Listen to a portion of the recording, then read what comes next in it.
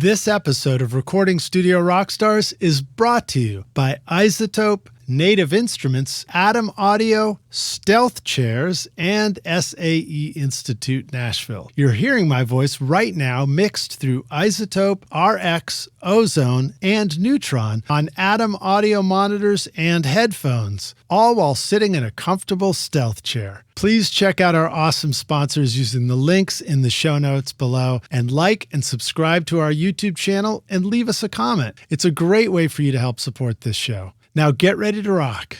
What does it mean the magic is in the mid-range? It is something that I stole from Jack Joseph Puig. Love it. I saw him, and I've talked about this on the channel. I talked about earlier in this episode where hitting F12 was the most mentorship I ever had. That was really until Pensado's Place came out. Yeah. Those early episodes of Pensado's Place, that was such a life-changing thing for me, because then you got to actually hear what these dudes that you idolized, what they were actually doing, the gear they were actually using, how they actually mic'd something up. Yeah. Jack Joseph Puig, he broke my brain in that episode back then. Talking about compression, talking about the mid-range, I must have watched that episode 15 times before I felt like I was starting to understand everything that he said.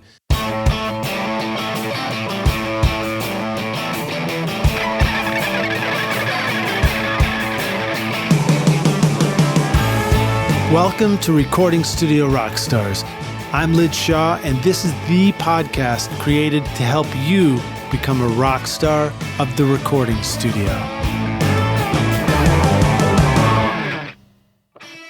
Native Instruments supercharges your music production with Complete 15 featuring Contact 8 new machine hardware integration and cutting-edge synths, samples, and effects. Contact 8 now gives you the chords and phrases tool for instant inspiration, the Leap tool for dynamic looping, and Conflux, a hybrid instrument for blending organic and synth textures. Plus, Machine 3.0 is here, giving you seamless control over Native Instruments gear and the latest NKS-supported hardware. Use the code ROCK10 for 10% off at nativeinstruments.com. Howdy, Rockstars. It's Lid Shaw, and welcome back to Recording Studio Rockstars, bringing you into the studio so that we can learn from recording professionals so that you can make your best record ever and be a rock star of the studio yourself. My guest today is Colt Capperrune, a producer, mix engineer, and mastering engineer with 21 years of experience in the music industry. Colt is a talented session guitarist, a passionate advocate for artist development as well. In recent years, he's gained recognition as a social media influencer, sharing invaluable insights and tutorials through his popular YouTube channel. Colt produced his first record at 19 years old and has since achieved top 40 on Billboard, multiple number ones on iTunes and Amazon charts, and has worked with countless artists to turn raw ideas into polished professional productions. His expertise extends to Dolby Atmos mixing, and he's recently built a state-of-the-art Atmos-equipped studio to deliver immersive audio experiences, taking his productions to the next level. Beyond the studio, Colt is committed to empowering artists, often showcasing his process of transforming simple work tapes into chart-worthy productions on his website and YouTube channel, one of my favorite things to do also. You can hear Colt's previous interview where he shared his backstory and told us all about how he got started in this on Recording Studio Rockstar's RSR501 episode. So please welcome Colt Capperrune to Recording Studio Rockstars. Again, Colt, are you ready to rock? I am so ready to rock. Dude, it's good to have you here, man. Thank you. It's great to have you back. Thank you. And it's really nice to have you here joining us in the new video studio. This looks so great. Which I don't know what the name is, but I might be running with Dragonfly. And okay. You know, possibly. This feels like a wonderful place to have a conversation. It's pretty cozy, man. It's pretty cozy. I love it. I love it. We had a few names for it, like Podzilla and Pod Damn It, but both of those are taken. All it took was a quick search, and it was like, oh, somebody already did that. Naming things nowadays, I feel like, is the hardest thing in the world because everything's been taken. Yeah. Well, doing a video podcast myself and moving from 10 years of audio podcast to a video podcast, I've learned a few things. I've learned that it essentially, I just 10x'd my workload. So right at a point where I was like, boy, I got this dialed in. It'd be nice to like, to sit back and take a little bit of a break on some things. I was like, no, you know what? Instead, I'm actually going to double down and make this like way harder. Let's make everything harder. Well, hopefully, I mean, I feel like the potential might be 10x your viewership. Hopefully. It'd be nice. I mean, what would be cool for me is just simply connecting with more people, not because you look at your numbers and you go, look at my numbers, look how many likes I got on this post. And aren't I cool? It's like the fact that on a platform like YouTube or watching this in the future, whatever video platform we're on, because, things change as you go. Of course. Is like, it's cool to be able to have comments and back and forth and conversations with everybody who's enjoying it. Absolutely. And I feel like the discoverability on YouTube is really fascinating because even though some people can have a real hard time getting traction on YouTube, YouTube wants you to succeed. They are constantly trying to find who your video is for and then put your video in front of those people because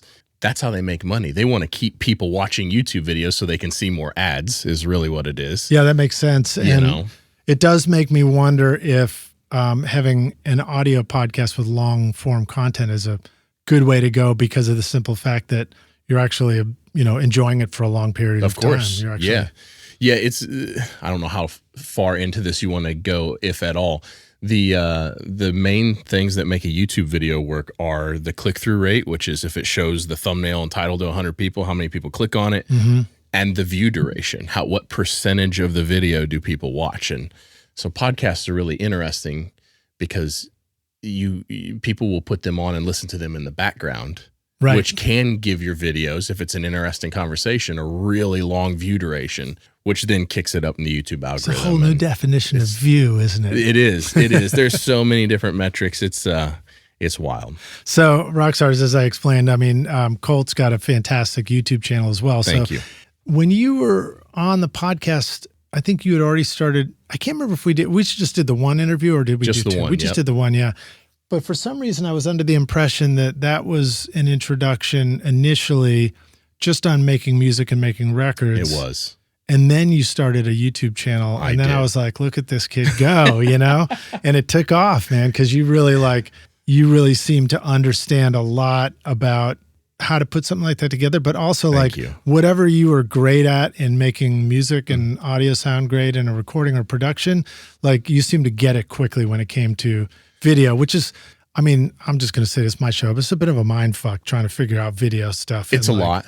It's a lot. All these settings and cameras and stuff like that. The one thing that I really didn't expect is that, like most of us who make music for a living, I started off producing my own band. I was in a band. I was going to be the rock star, the whole 9 yards. And once you move away from that and you start producing for everyone else, most of us don't create for ourselves very often anymore. Even if I'm writing half the music on everyone else's song, it's not my song. Yeah. And so I didn't realize that there was a little bit of a creative void left in my life from that. And for whatever reason, the video thing just filled that void perfectly because it's technical, the lighting, the cameras, the editing, there's a lot of technical stuff to it. It's also performative. I mean, we're sitting here in some way performing for the people watching. Especially you, man. And it's very creative. You have to come up with the concepts. You have to bullet point stuff out. You have to, what shots are going to, I just didn't expect it to fill that creative hole so perfectly. And I absolutely love making videos. Yeah. I have as much fun doing that as I do making music. That's sort of what I found too when I started dabbling in the video world. So, I mean, originally it would have just been like learning how to record an iPhone video, which technically there is one right now. We got the room cam going. There you go. What's up, room cam? Which is cool because then, and I just added that. Now it means you got like this wide shot of the podcast studio. You can kind of see what's here. You can see the stuff we're using and everything like that. So, Rockstars, if you've got questions about what we're using, feel free to just drop a comment in. There you go. Also, as I turn to the room cam, you can probably see I look like Rocky Balboa because I woke up with like some kind of irritation in my eye this morning.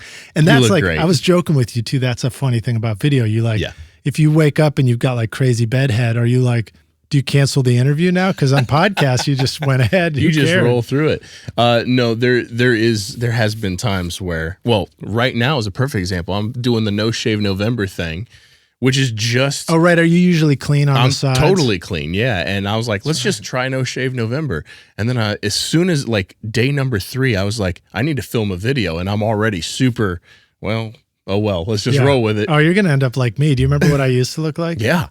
With the crazy beard and long hair and everything. That was a good look. This is a great look too, though. Well, thank you, man. I'm just trying to get younger as I go. Other than look like I got punched in the face. So what was I going to say? Oh yeah, when I started the podcast, it was like funny because I was like, oh, I don't want to sit in a chair. I'm going to do a standing desk all the time. I think you were standing when I was on last. Right. Yeah. But before, even when it was remote, I'm not even going to wear a shirt. I'm just going to, and I put extra headphone extensions on and I'd pace around the room. I'd like walk far away from the mic and like come back to it. Cause I could it's almost like being on pacing and thinking and talking. Totally. And then when you do video, you're like stuck in a chair, and you can't even move. Yeah. But this is a comfortable chair, man. These are great chairs. Yeah. Have you sat one of those before? What's the brand of this? This is the Stealth chair. Yes. I have a different version of this chair at my place. Yeah. Yeah. These are really comfy. They're great. Do you care to give a pivot? Oh, sure. Turn I don't around. know if you can see that on Would you all like to see my backside? Rockstars, yes. Check out our backsides. Yeah, but these are comfy. They got like the whole mesh on them, so like I can actually sit. Yeah, I feel like they hold you in a good posture. Yeah, and then it's nice to have armrests again. I didn't have armrests for a while, so. I'm a sucker for the armrests, and I always want the armrests at the level where there's no tension in my shoulders. Yeah. I got, and I had no idea this is where it came from. I started having some crazy back pain. This is 5-6 years ago. And I was like, what's going on? And my wife was like, maybe you should get a new studio chair. And I was like, why? What's wrong with it? Well, I didn't think about, I used to sit with this foot under this leg, and it had bent the chair over years of using it. God. And so I was sitting at an angle for years and not even really thinking about it. And I was starting to get crazy back pain, and I went and got a new chair and had the armrest so that way there's no tension on my shoulders, and it was gone in like 3 days, and I had been living with it for months. That's amazing. I went through so many variations of that I think I actually invented back pain, so you may have just not gotten the delivery for a while. You got the patent on it? Yeah, I had the patent on it. I used to go do, I'd call it like setting up guerrilla studios for artists that I'd be producing and working with, and it's like, okay, we're setting up in their parents' basement and like we've got this extra room over here and there's a funky chair and a couch. One time I went to make a record with this band and they were living in Williamsburg, Brooklyn, right above Brooklyn. And they had an apartment that they rented and there was a hole through the floor that went down into this sub room that was like, it was like being John Malkovich, room floor 3.5. So it was only like you couldn't actually stand up in it. And they're like, yeah, that's an extra space. So we can set up down there and you can do all the edits down there. And that's your where you sleep too. Oh, wow. So I was sleeping in this room where it was like not tall enough to stand upright. So like, yeah, I put up with a lot of ridiculous setups. Do I recall some story about you doing a record like in a tent or bales of hay or something like that? Yeah, that was my hay bale studio, 15 years at Bonnaroo. Oh, yeah. Okay. So it was the backstage studio, and we'd take a double wide trailer and fill it full of recording studio equipment and then bring in local farmer bales of hay and set it up and build a whole like hay castle around the trailer. So it looked like a giant bale of hay with 2 doors coming out and steps going up to the doors. And a band would show up at one door and they'd walk in. I'd welcome them. I'd like come out of this bale of hay you know, with a straw hat on or something and be like, hey, who's this? It'd be some famous artist too. And I'd be like, hey, what do you guys got? Okay, cool. Why don't you set up like this? And we'd sound check them, record them in an hour, 10 minutes, 5 minutes to sound check really, really fast. Yeah. Record 3 songs, master it. And then they'd walk to the other end of the trailer and there'd be a little radio interview booth. And while we were cleaning up and getting ready for the next band, they're doing a radio interview. And so they'd walk out the other door and down the other steps, cool. Like a little amusement ride, That's very, very cool. That's awesome. But to your point, I put up with a lot of totally wrong setups and it was killing my back. I remember one of the first pieces of gear that I bought, like you, was a chair. And I got one of those Aaron Miller chairs when I was in an apartment in Chicago. And it like completely changed not everything, but a lot of the neck problems. Yeah, that I remember the first time I heard, this is so not audio related. Sorry. I remember. Well, it is. This is all audio I guess related. it kind of is. 100% chairs and like not getting hurt while you're editing and mixing. The first time I went into a mattress store, which, let's be honest, mattress stores are probably money laundering operations, right? Like nobody's ever there, and they're everywhere. But I digress. It'd be better if the money was in the mattress. It would be. I remember this mattress salesman. I was like, I don't know, that's a lot of money for a mattress, and he's like, you spend a third of your life in bed, right? And I was like, oof. They taught you that in mattress salesman school, didn't they? I know that exact story too. That's a hard one to refute. You spend a third of your life in bed. Yeah, so that's I spent a lot of money on a mattress once, and it was for that very same thinking. I was like, oh wait, if you spend that much time there, why'd you spend your money on somewhere else? So yes, I do think, for whatever it's worth, I mean, this is a long discussion about chairs, but to get a good chair, if you're going to sit in the studio for that long, make it comfortable. I will say I used to have my vintage console, and the meter bridge was a little high, so therefore the screen behind it went up a little higher so I could see over it. And it was just a little bit of hunch and creak, and it was killing my neck and back. Yep. So I definitely encourage you rock stars to seriously consider. Yeah. The ergonomics should be like, you got to sit first and decide like, what's the most absolutely effortless, comfortable position I can do? Okay, the whole rest of this control room gets built around that. Exactly, 100%. No, I think that's super important. And also, I mean, this gets a little philosophical, but if you're thinking about your setup, if you're thinking about being uncomfortable, if you're thinking about, this hurts to reach over here, you're going to be less creative. Right. And like, it can really take you out of like a creative flow. Like when I'm mixing, I will settle into a zone. And like sometimes once I hit that groove, it's like I don't get up to go to the bathroom or get a drink or take a break or nothing until I feel like I've accomplished my goal, or I fall out of that zone for whatever reason, or we hit the finish line, whatever happens first. Yeah.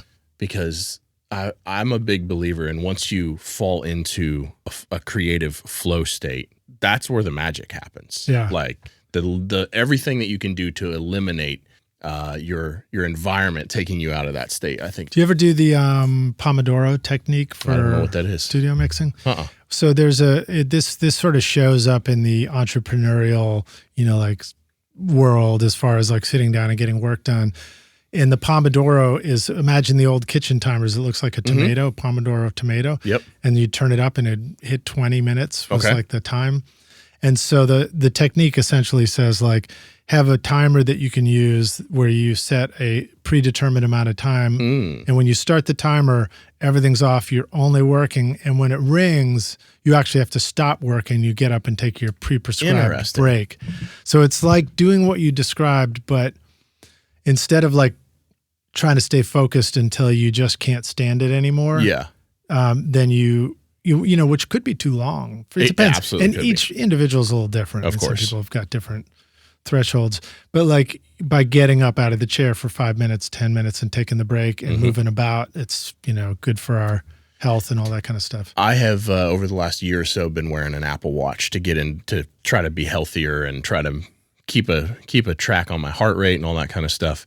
And it will, if I have it turned on, it will give me notifications of like, hey, it's time to stand up. And honestly, that definitely gamifies the health thing in terms of like, oh, you got these little exercise rings. You want to close this ring. And if you stand up for 5 minutes every hour, and you do that every hour that you're awake, it closes this ring, and it like kind of gamifies trying to be healthy. Yeah. Yeah. It's nice. Yeah. So that's interesting. For some reason, when you said Apple Watch too, I pictured like just a stupid joke, like somebody with an apple just strung to their wrist too.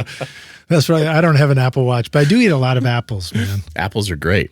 I ate them nonstop. I just had 3 for lunch. That's a good lunch. That's pretty good. So speaking of which, health is, an important thing for all of us in the studio too. Yeah. I know this may be like jumping straight to a topic like that. No, that's fine. But do you have any more stuff that you've seen about balance, studio life balance, and keeping your health up? Yeah. And we get to do this for a long time. Over the past couple of years, lots of people have been asking me for a health update anyway, so this is a good opportunity. Over the past few years, I've had some pretty crazy blood pressure issues where I almost had a couple strokes. Oh man. And eventually they like maxed me out on some blood pressure meds, and it was just like, okay, this is it. This is as good as we can go. So if I want to get better, it's got to be on me. And so I kind of have changed up everything. I've eaten, my diet's totally different. I cut out all caffeine. I cut out all alcohol. I go to the gym 4 days a week, and like things are in a really, really good spot now. Are you a lifter? Yeah, I mean, it's mostly cardio. I do like at least 30 minutes of cardio 4 times a week because I'm just trying to, whatever's going on with my heart and my veins and all that stuff, I'm just trying to get that back into shape. And you just listen to my podcast? I do. Only this podcast. Thanks, yes. Yeah. Thanks. I wish you'd put out more episodes because 4 days a week I run out. But it's an interesting thing trying to balance that. And I think for one, it's so difficult to get off the ground making a living at making music to begin with that like if you're not pouring every waking moment into it, you may not make it. Like it's very hard to get off the ground.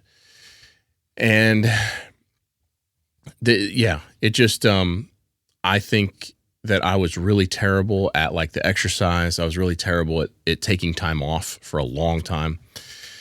And now for me, it's mandatory. Like having a kid helps a ton. I drop my daughter off at school at 7:15, 7:20, and then it's like either straight to the gym or straight to work. Yeah. And then she gets home at like, she goes into aftercare, and then she gets home at 4 or 4:30, and so that's when my day stops every day. And so that kind of forces you to slow down. Before we had her, it was just 16 hours a day, every single day. Yeah. No, it was 7 days a week. You know, you just hustling, trying to make the thing work.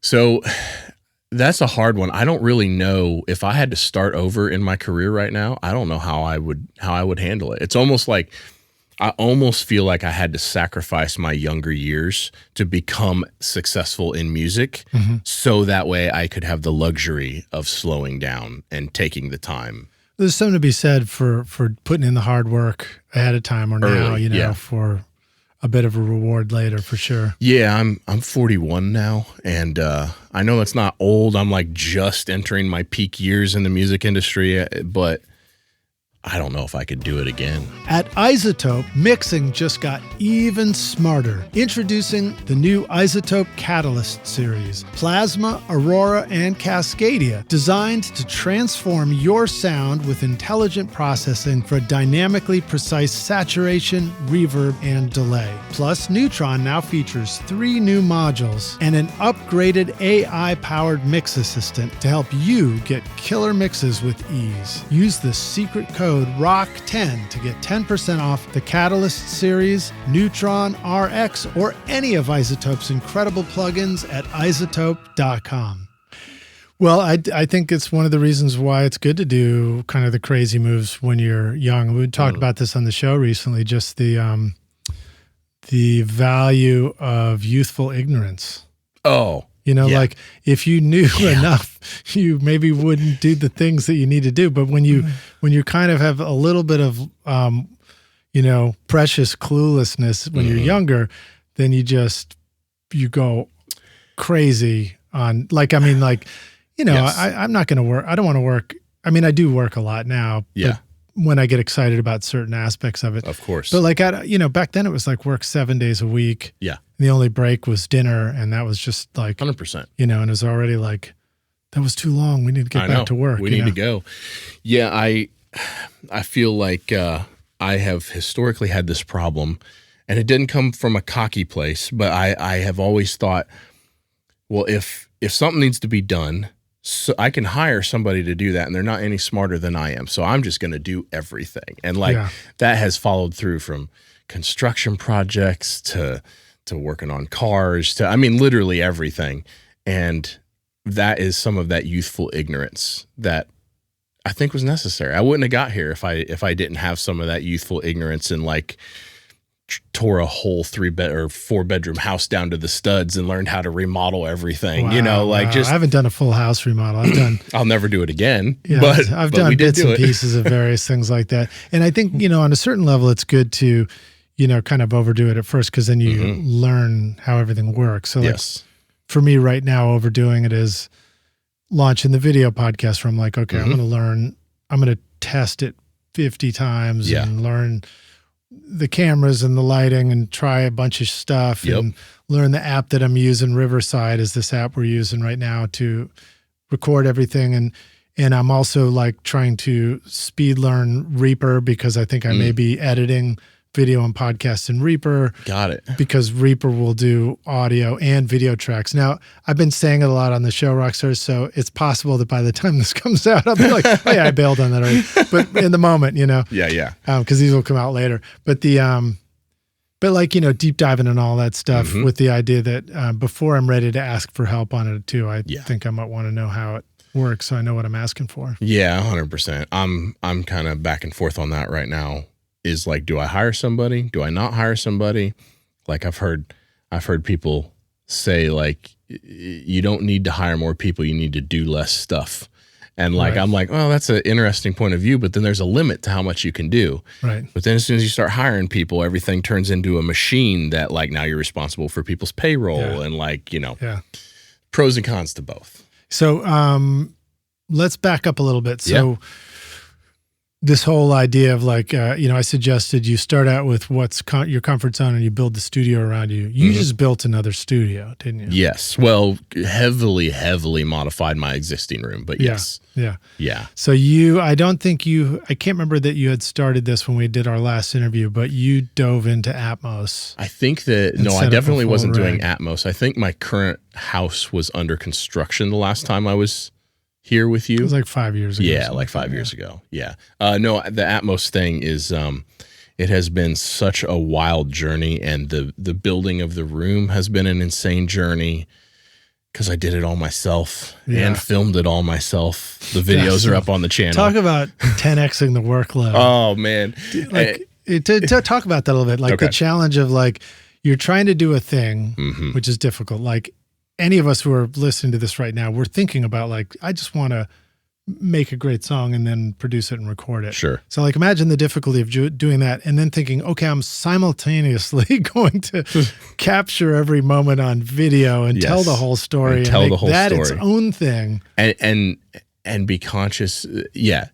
Well, so for those who haven't seen the video, Gavin Haverstick designed my room.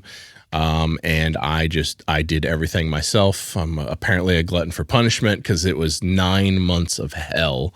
It took so much longer than I thought it was going to take, which is every construction project I've ever done. Right.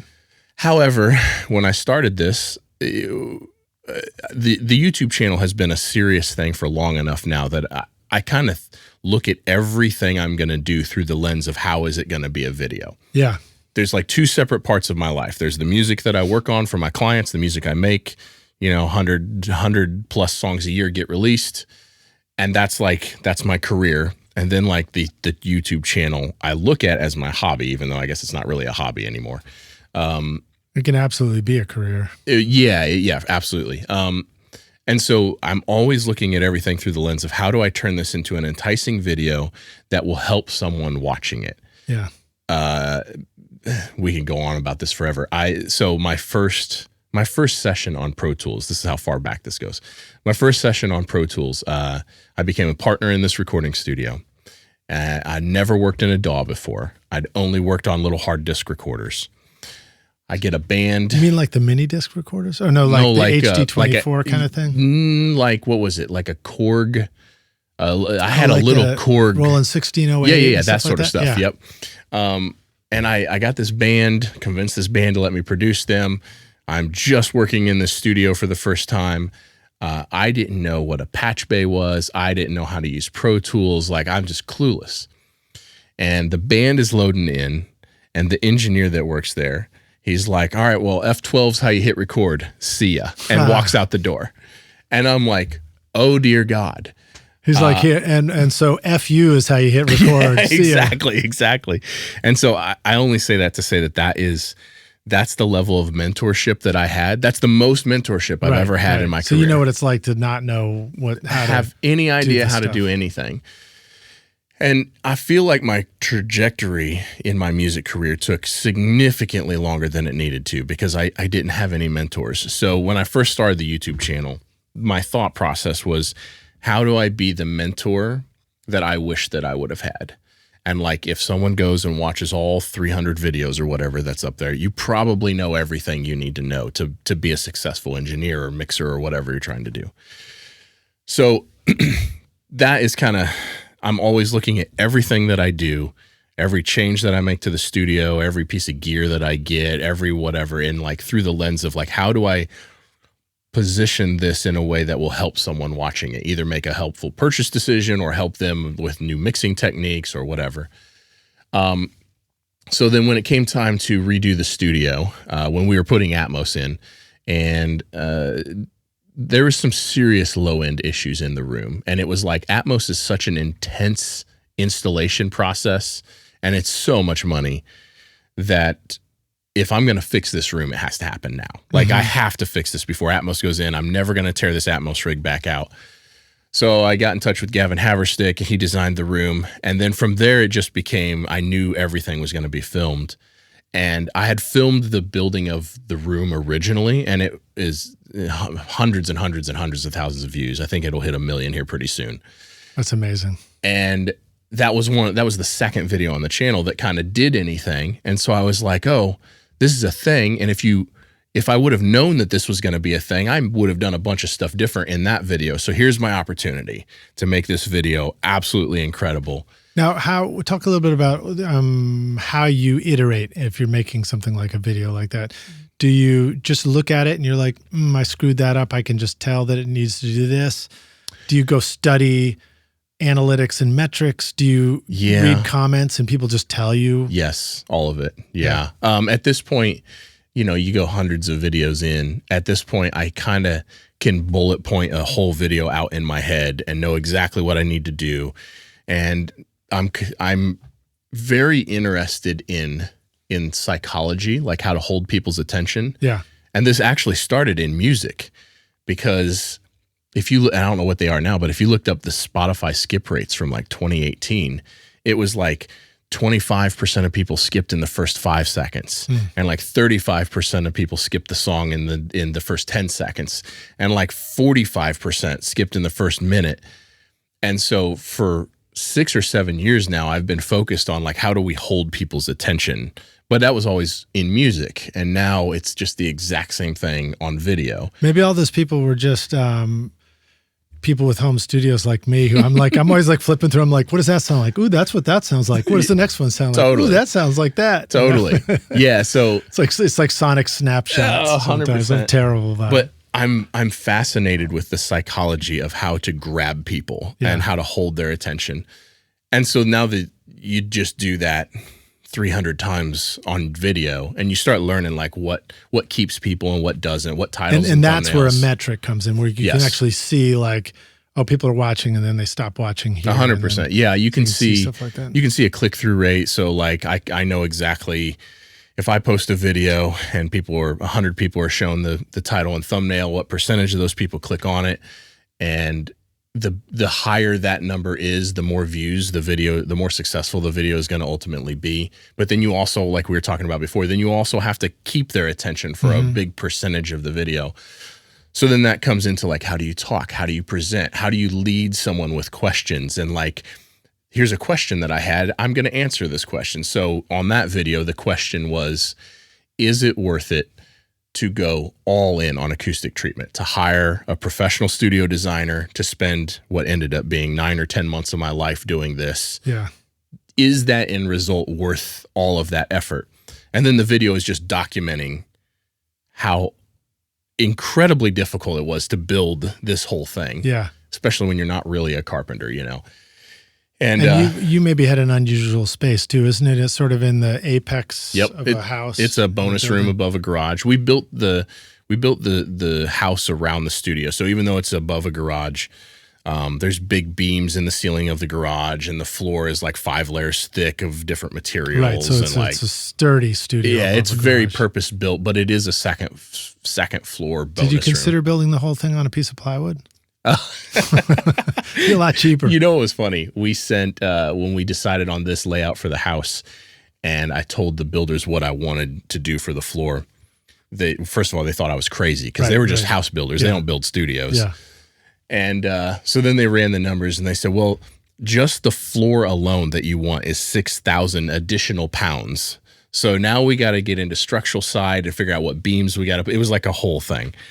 But anyway, so in terms of how to film something like a studio rebuild like that, it really was just about what angles are going to look aesthetically pleasing. Right. It's a lot of time lapse really stuff. Tricky, even like in this little studio. Just like where do you put? It took me a bunch of tries just to figure out where does the camera go and where do I go and where does the guest go. Seems 100%. Like such a simple thing to do. No, 100%. It's infinitely variable.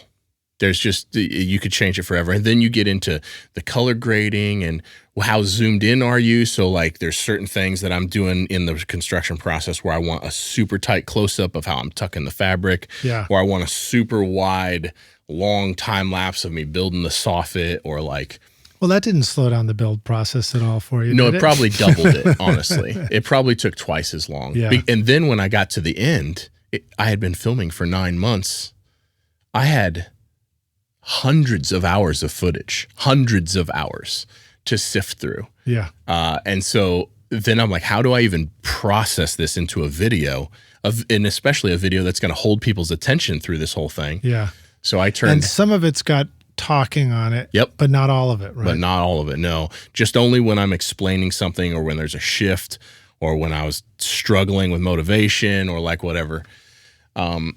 And so I just started batch processing stuff. Like the file names on the video clips are in numerical order. Mm-hmm. So I just started dragging them in order into the timeline, and then everything. Now the file naming. How did you know that before you started this thing? Yeah, yeah. So what is something like that? How do you not end up with just a mess of bits and pieces?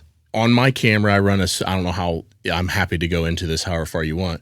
I run a Sony A7 IV. And so the file names for each video clip are in numerical order from when I bought the camera. So I'm up to, I don't know, I see. Okay. 8,000 something video clips that I've shot on that camera. So at the start of that video, I'm at whatever, clip 4,037. And then at the end of it, it's clip 7,091 or whatever. Yeah. And so I just drag them in order into the timeline. And then every clip that I wasn't talking in, I just sped it up by like 2,000%. Right. And that was like, okay, this is the starting starting point. The speed up. Yeah. And then you're like, well, wait a minute, hold on, that's way too fast. Then some of it's way too fast. Yeah. So that was like the base point. And once I drug all those into the timeline and sped them all up, the video was like 4 hours long. Amazing. And then you're like, well, that's way too long. That can't happen. Yeah. Nobody's going to watch a 4-hour video. So I cut everything. Well, did you call Peter Jackson? He might have been like, if he just put his name on it, maybe people would watch it. Right? I cut everything out of that video I could justify. If I cut another second out of it, the story wouldn't have made sense. Right. And it ended up being an hour and 20 minutes long, which is like a feature-length documentary, pretty much, you know. Amazing. Yeah, it was quite the process. What a process. But then it ended up doing well. So the video did extremely well. It's now, still when growing. it comes to something like that, what if it, I guess, I mean, again, maybe we're going too far in the weeds, but it seems like such a big thing of work to do. Mm-hmm. And then you put it out and then you're like, I hope I did it right where it does well. Whereas I know that there are some things you can change your mind on later. Like you can change a thumbnail picture. Yep. And it's rock stars. If you don't do this stuff, maybe you don't know what the hell the thumbnail is, but it's just the picture you see. If you don't do this stuff and you create music in any sort of professional capacity, you should be paying attention to YouTube and how to make videos and how to edit them and how to title and thumbnail, in addition to creating content on Instagram and TikTok, because it's so incredibly powerful for promoting what you do. Yeah. I mean, the YouTube channel gets 500,000 views a month.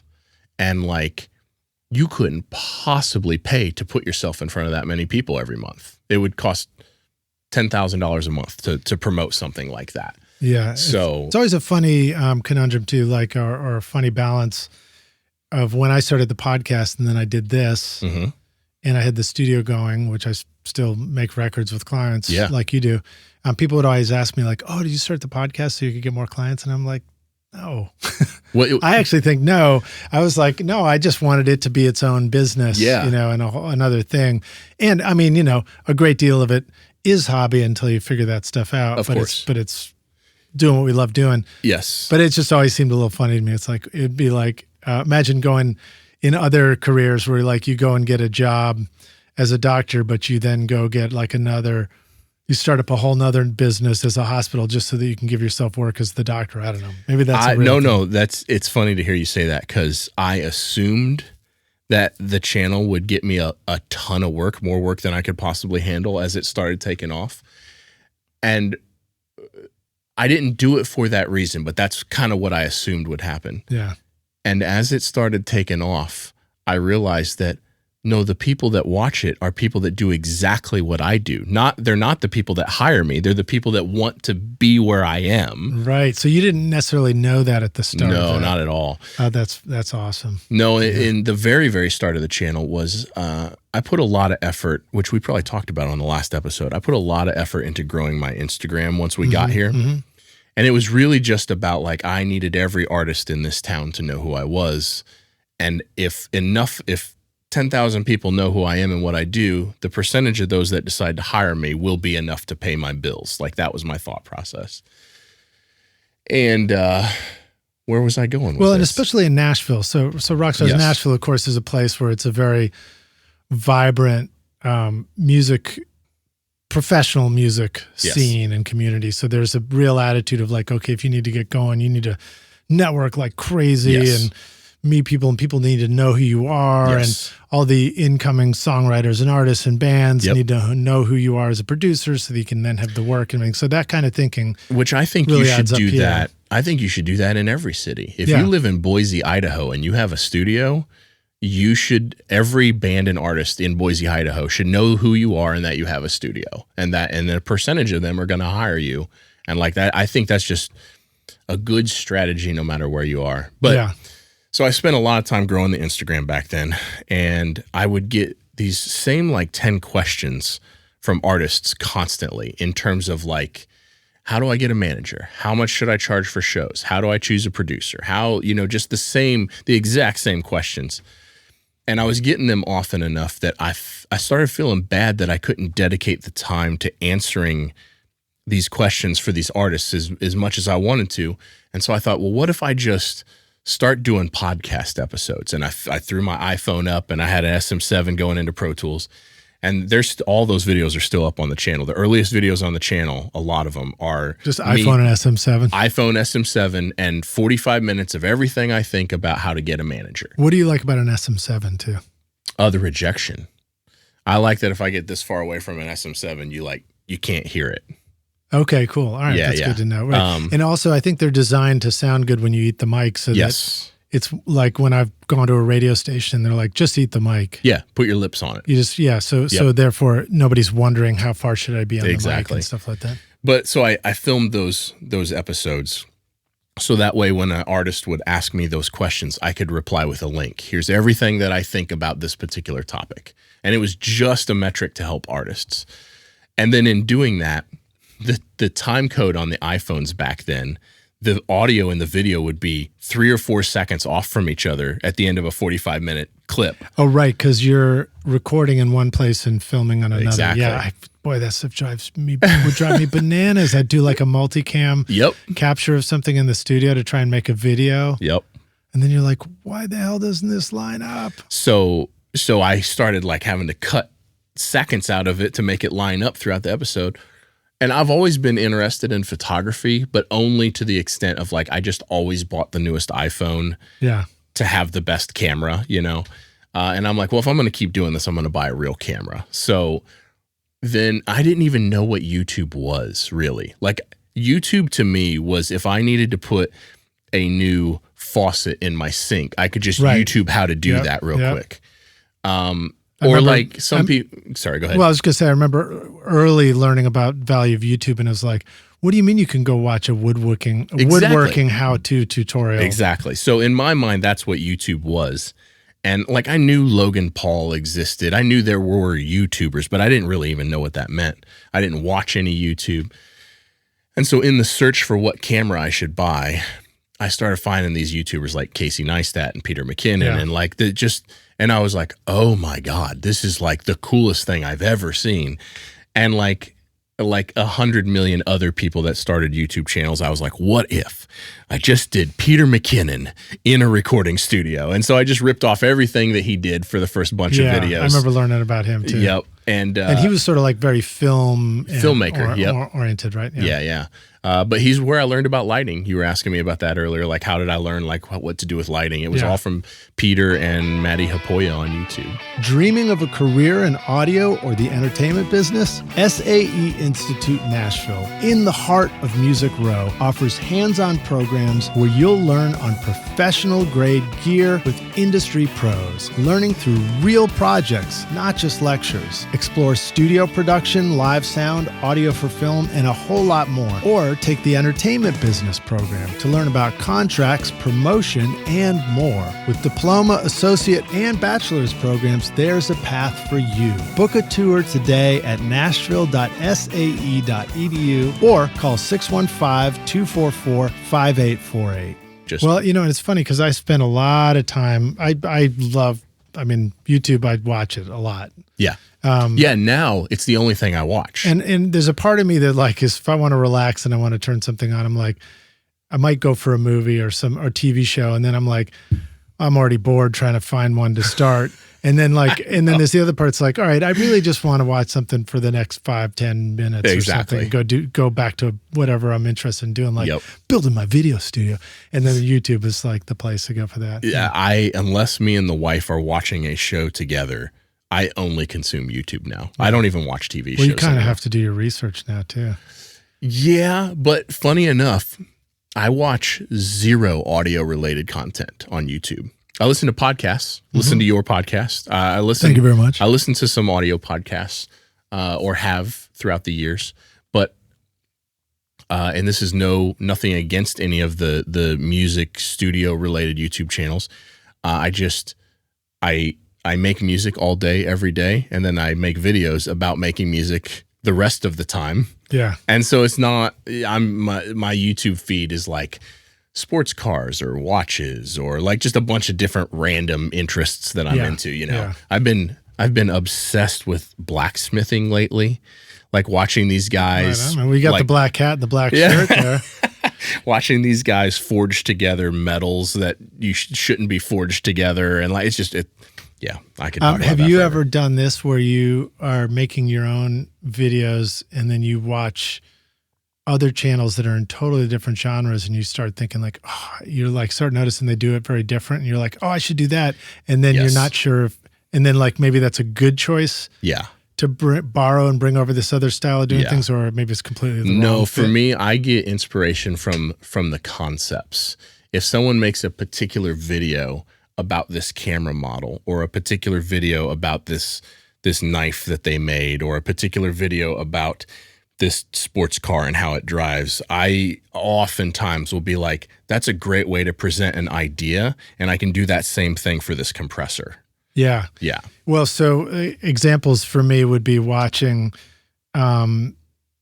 daily stream kind of content. So like I've always been fascinated by, you know, cryptocurrencies and things like that. And so those are channels where people would make something every day. Just this is an update. Yes. It's like something happened today, so therefore you can do an update. Yep. So I always thought like, God, it would be so cool to do that in audio. And then I'm like, how would you find out what happened today in audio? You know, 100%. You know, it's not quite built the same. No. But there's elements of that. And then there was another guy who did a thing where he had the cleverest way. He would film on his iPhone all his videos, but he would do a screen share instead of actually pressing record on the video so that he could flip to selfie, flip it around and point at whatever he wanted to. And then he'd just like swipe and flip over to the other app to show the chart or the latest bit of whatever he wanted to show. That's and I was neat. like, what a clever way to just do it all in one shot and not have to do any editing. That's very clever. Yeah. So you just see all these different techniques. There's so many different techniques and so many.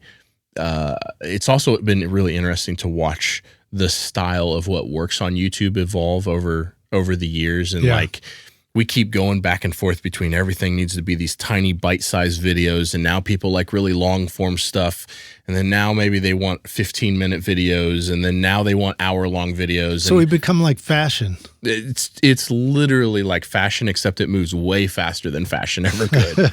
You can't even get your last outfit off before you got to put the new outfit on. No, it changes constantly, and so does music. So does releasing music and the algorithms on playlists and Spotify and Apple Music.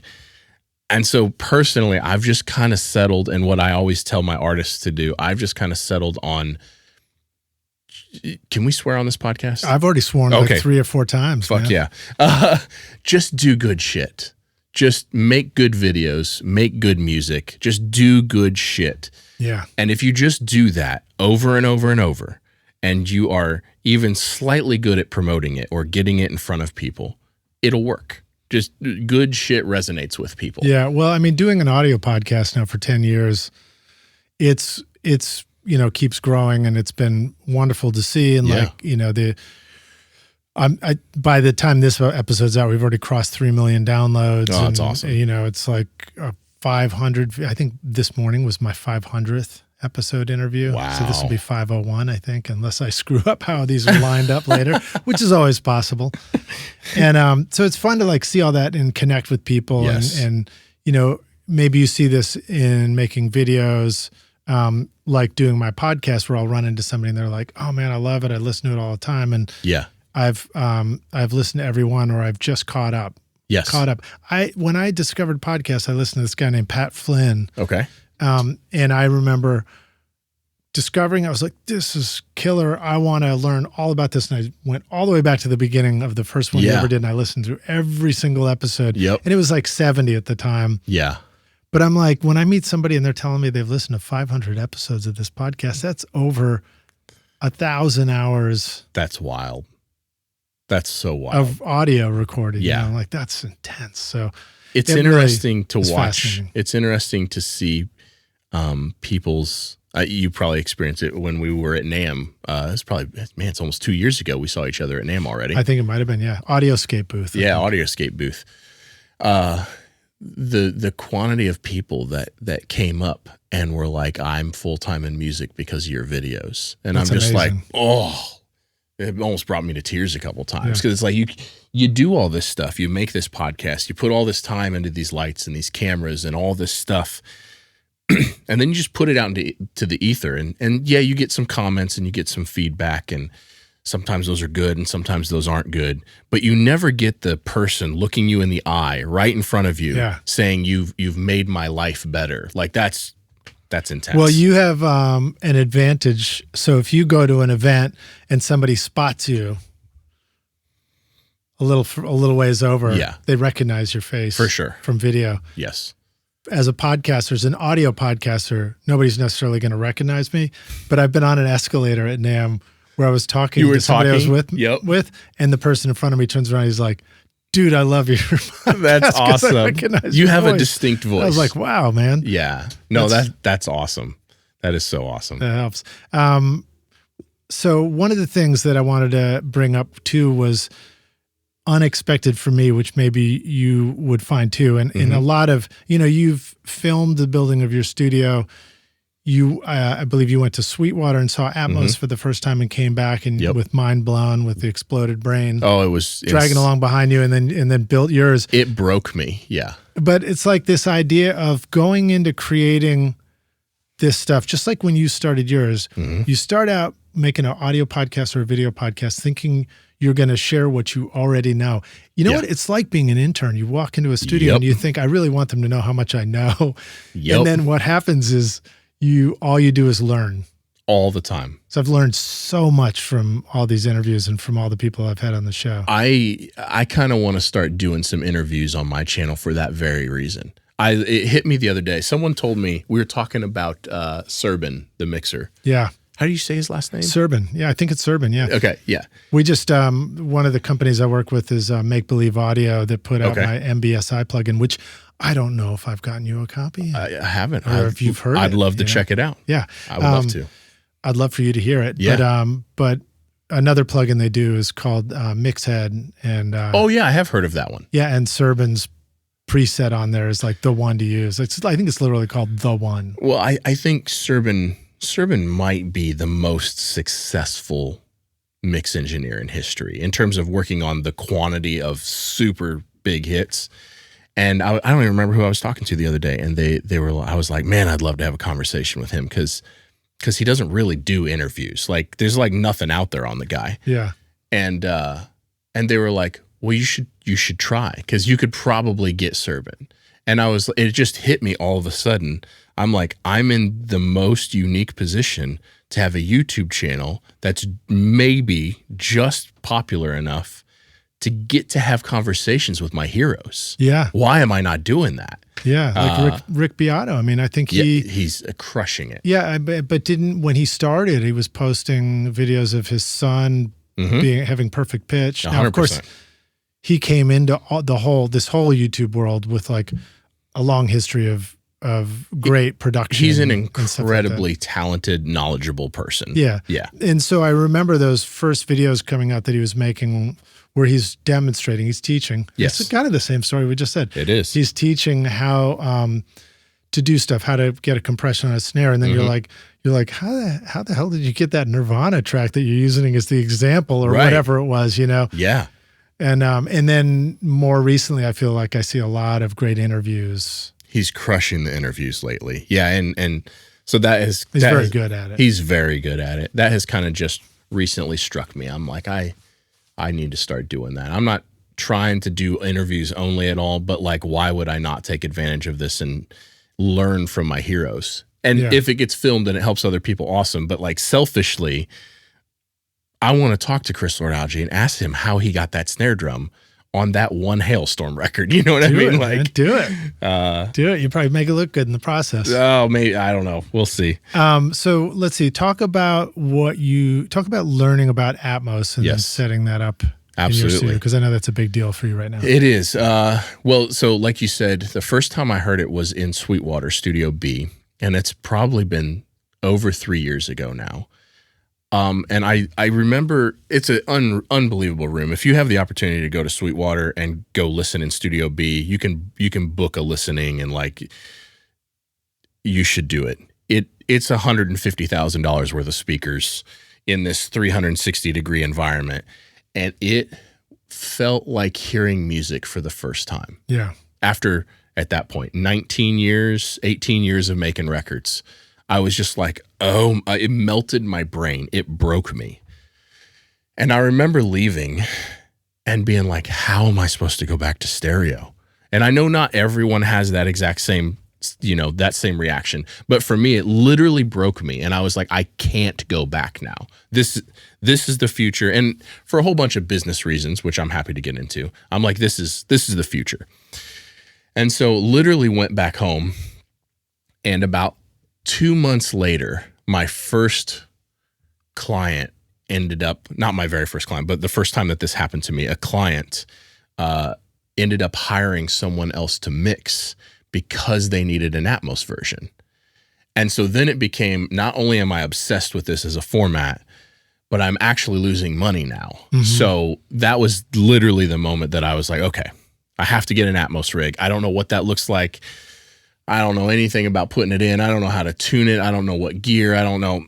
Is that when you went to go hear the one at Sweetwater, or had you already heard it? I had already heard that, yeah. And then shortly after that, Sweetwater hosted this Atmos class with Mike Miller, who unfortunately has passed away since then. He did like Macklemore and Lil Nas X and J-Lo and like just these Harry Styles, just these unbelievable records in Atmos. He just did Atmos stuff. I remember hearing you talk about that. And his mixes are just, he passed away a while ago, maybe 8 months ago or something, and his mixes are still just the best thing I've ever heard in Atmos. And so I spent 3 days with him. I did an interview with him. It's up on the channel. And he gave me some insight in that class and like, oh, I need to do X, Y, and Z for the setup. It was really like, I probably need to go 914 for a couple specific reasons. And so then I went home and I just started planning, and everything was on back order because everyone was putting Atmos rigs in. The speakers were on back order. The interfaces were on back order, just everything. And so I just started planning stuff out, and then at the same time planning the remodel of the studio because I need to fix the low end in the room in order to put Atmos in. And then the craziest thing to me is Gavin Haverstick, who designed the room. He designed it for Atmos. I mean, it's an incredible stereo room, but he did the whole design for everything. And he sent me prints of every single thing to do and exact dimensions of where to put every single speaker. And then Josh Istok, who used to work for Focal, he's just recently left. He came in and tuned the room and like lasered everything and helped me install everything. And I don't know how you could get to an end result that we got to without people like that. It blows my mind that Gavin was like, put the speakers here. And then Josh put the speakers there. And then Josh tuned it and did all the delay work and then did the crossovers for the subs and did everything. And with 0 corrective EQ, the room was plus or minus 3 dB from like 31 hertz up, which is that's crazy, crazy flat. Right. Wow. And then we've just tweaked it again. He just came back over and did the final tweak on it. And now it's plus or minus like 2 dB. Wow. Wow. With some tuning. And the cool thing about that, I mean, that might sound like mumbo jumbo when we hear that, but what that really translates to is it means if you can let the audio come out of the speakers without any more processing or manipulation, it's sort of like the purest. It's like the benchmark for the gold standard for the best sounding audio. Well, what happens is as you well know, sound comes out the speakers and it hits our ears, and then we make decisions in the mix based on that information that we're being given. But if your room isn't well tuned or you have crappy speakers, crappy is subjective, so we could dig into that too. But you could be making mixed decisions based on bad information. If the room prior to this treatment was plus or minus 16, it was horrible in the low end. And so when I'm mixing the kick drum and the bass guitar and the synthesizer and I'm trying to get all of this to work together, I'm fighting the room and making mixed decisions that are not great because the room is lying to me. I'm not being given accurate information. And so the idea is if you can acoustically treat your room in a great way and have monitors and tuning that flattens all that out, now when I hear a kick drum or a bass guitar or a synthesizer, I can tell everything about it all the way down to 30 hertz. I know exactly what's happening. I know what the transient feels like. I know if how the kick drum was tuned is clashing with the notes that the bass guitar are playing, because I can actually hear all of that now. That's so awesome. That's awesome. Yeah, and it made such an enormous difference. But it's not without its challenges. It took, 30 hours to tune the room, to tune the rig, because there's 15 speakers in there. Right. You're not just tuning left and right and subwoofers. You're tuning every single speaker. And I'm using 2 different models of speakers. I've got Focal Trio 11s for my left, center, right. And then I've got Focal Solo 6s everywhere else, because you can't afford to put trios everywhere. That's too much money, and you can't hang them. They weigh too much to even hang them on my ceiling. Some of the challenges with Atmos is you need sort of a lower profile, lighter speaker for some of the spots. And then what you don't think about is not only are you trying to match the sound of 2 different models of speakers together, at least they're in the same family, so there's a lot of similarities to how they sound, but every one of them is in a different location in the room, which makes every one of them sound different. Mm-hmm. And every one of them is facing a different direction, which makes everyone sound different. And then every one of them, even though we lasered all of them to be exactly the same distance, they're down to 1/100th of a foot, the exact same distance from the listening position. There's still minute distance differences that we have to put delay in. So we measure the round trip delay from the listening position to each one of the 15 speakers, and every one of them gets a different delay value. So that way the phase coherence of 15 speakers is flawless. Right, because you want the sound coming out of all the speakers to reach your ears at the same time. At the exact same time. Which I guess, what's the theoretical, it's like a point in the center of your head? The theoretical point, I believe, is behind your head is where they shoot for. Yeah.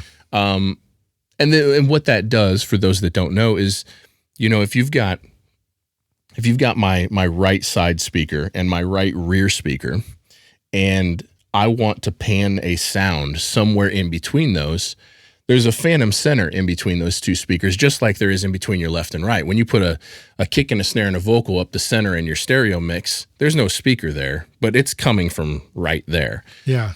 And the better your placement is for your speakers, and the more well-tuned everything is, and the better your room is, the more accurate that spot right in the center actually is.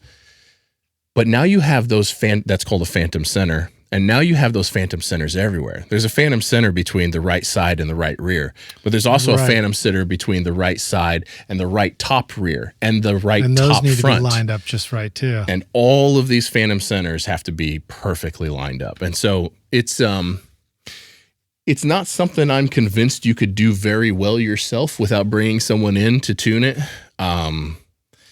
But man, watching them work their way through the process and decide where the speakers were going, and then watching Josh tune the stuff. Wow. It's art. Wow. It's art. And it sounds unbelievable.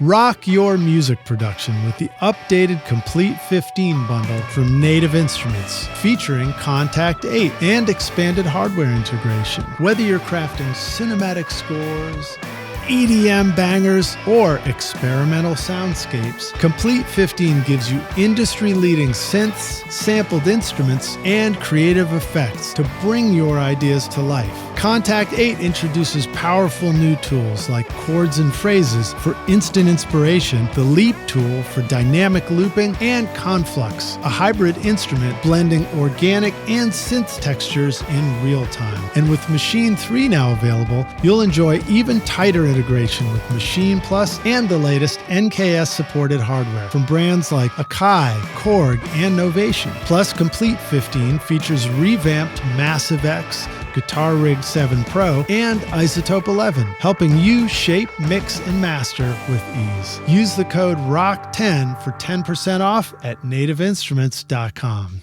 Howdy, Rockstars. We're back now for the jam session. My guest today is Colt Capperrune, joining us here at the Video Podcast Studios. Yes, sir. Recording studio, Rockstars HQ. I can't even say the name of my own place right. You ready to jam? Yes, 100%. Okay, so we were talking about Atmos, among other things. So some of the questions I wanted to ask you is like, what things can we carry over from mixing in stereo when we switch to Atmos? And probably the question before that is, before we jump into a big investment, can we start on headphones and start learning? Absolutely. I think that's exactly how everyone should start. And I want that to be crystal clear, and I hope I make this come through on my own videos.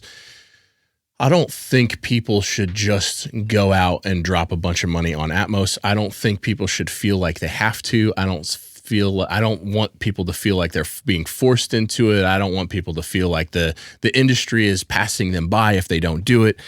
I think if you have loads of disposable income and you just want to blow your money, then by all means do it. If you have clients that are requesting it and it makes sense from a business perspective, sure, do it. For everyone else, you should just start playing around with it. Get some headphones, get some AirPod Maxes, because those are currently about the best thing, I think, to listen to them on. And just start messing around with it, panning stuff around. Learning how it works. How does this thing work? Just open up a session of a mix that you've done and learn how to create objects, and learn how the panner works, and learn how 914 buses work, and how 914 surround reverbs work, and just start playing around with it and wrapping your head around it. And if you get to a place where you're serious about it and you want to release some stuff, then go ahead and mix it in headphones, and then maybe book a studio for an afternoon and just quality check it in a real room. Right. If you're actually going to release stuff, I do think people should hear it in a room. Yeah. But and then if you do that over and over and over, and then it makes sense, then put an Atmos rig in for sure.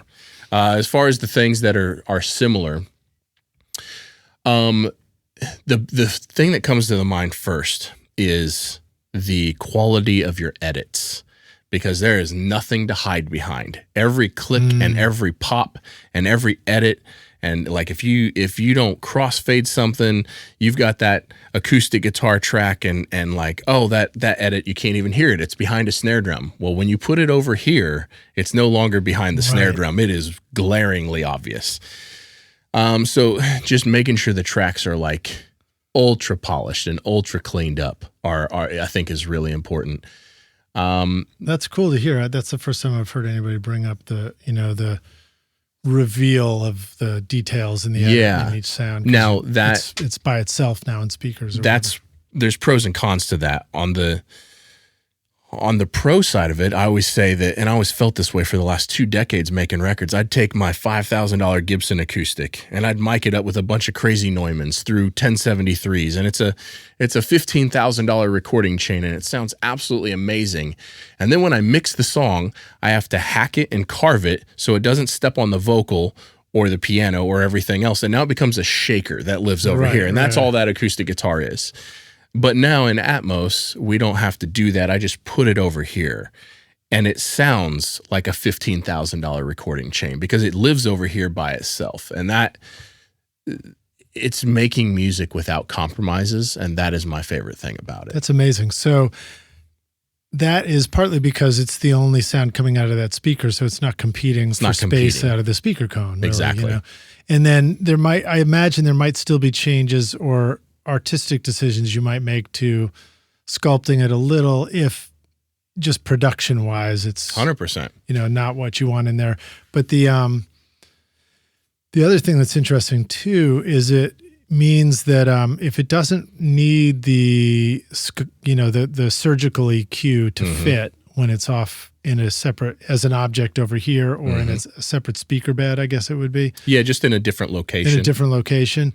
Then that means even in a headphone version of that, as you're experimenting, theoretically, you should be able to move it over to a different location 100%. And have it not compete. So that might be a first thing I would experiment in headphones, is like listening to a normal stereo mix and then take a thing that doesn't sound good in there, and before I reach for the EQ, just move it over here and see if all of a sudden it sounds better. That's pretty widely accepted is the best way to do it. You should do placement first and treatment second, because just even in headphones and in the room, just placing something changes how it sounds. And like, there's times where like, oh, this shaker sounds a little congested and a little nasally and a little just closed off. Just lift it up just a little bit and it will totally change how it sounds. And you may not even need EQ now. Wow. That, and then the other thing is like the general concept of, instead of there being a left and right and a spectrum from left to right, that left and right now becomes the actual left and right, the sides.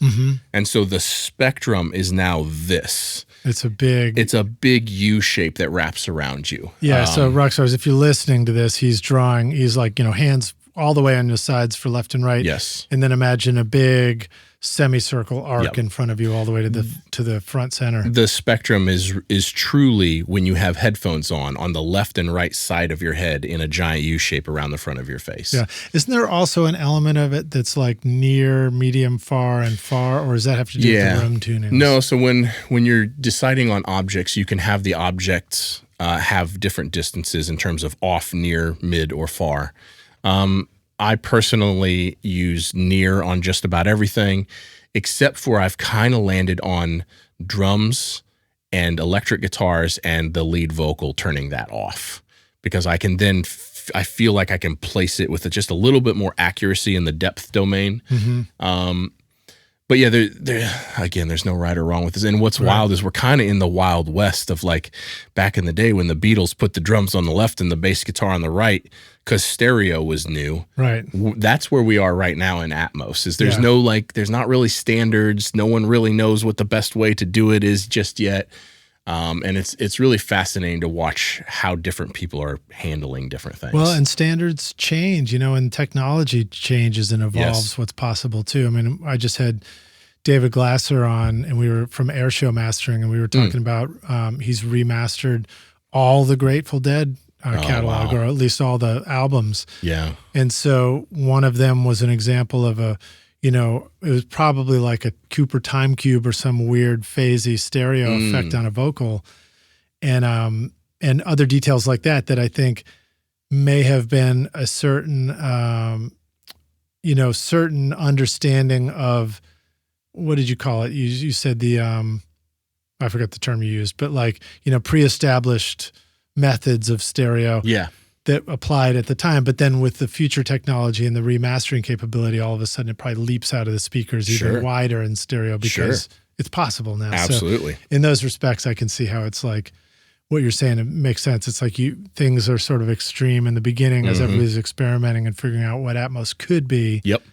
And then some things become kind of understood and established. Yes. And then technology in the future changes anyway, so then we break all those rules. And then it becomes, we'll get to a place where there's some acceptable practices, we'd say, like you don't put drums in the left and the bass in the right very seldom anymore. Right. Although you want to. But then it becomes, how do you break those rules in a creative way? Yeah. How do you use those norms or those kind of accepted standards to then be creative in the right elements at the right time? Okay.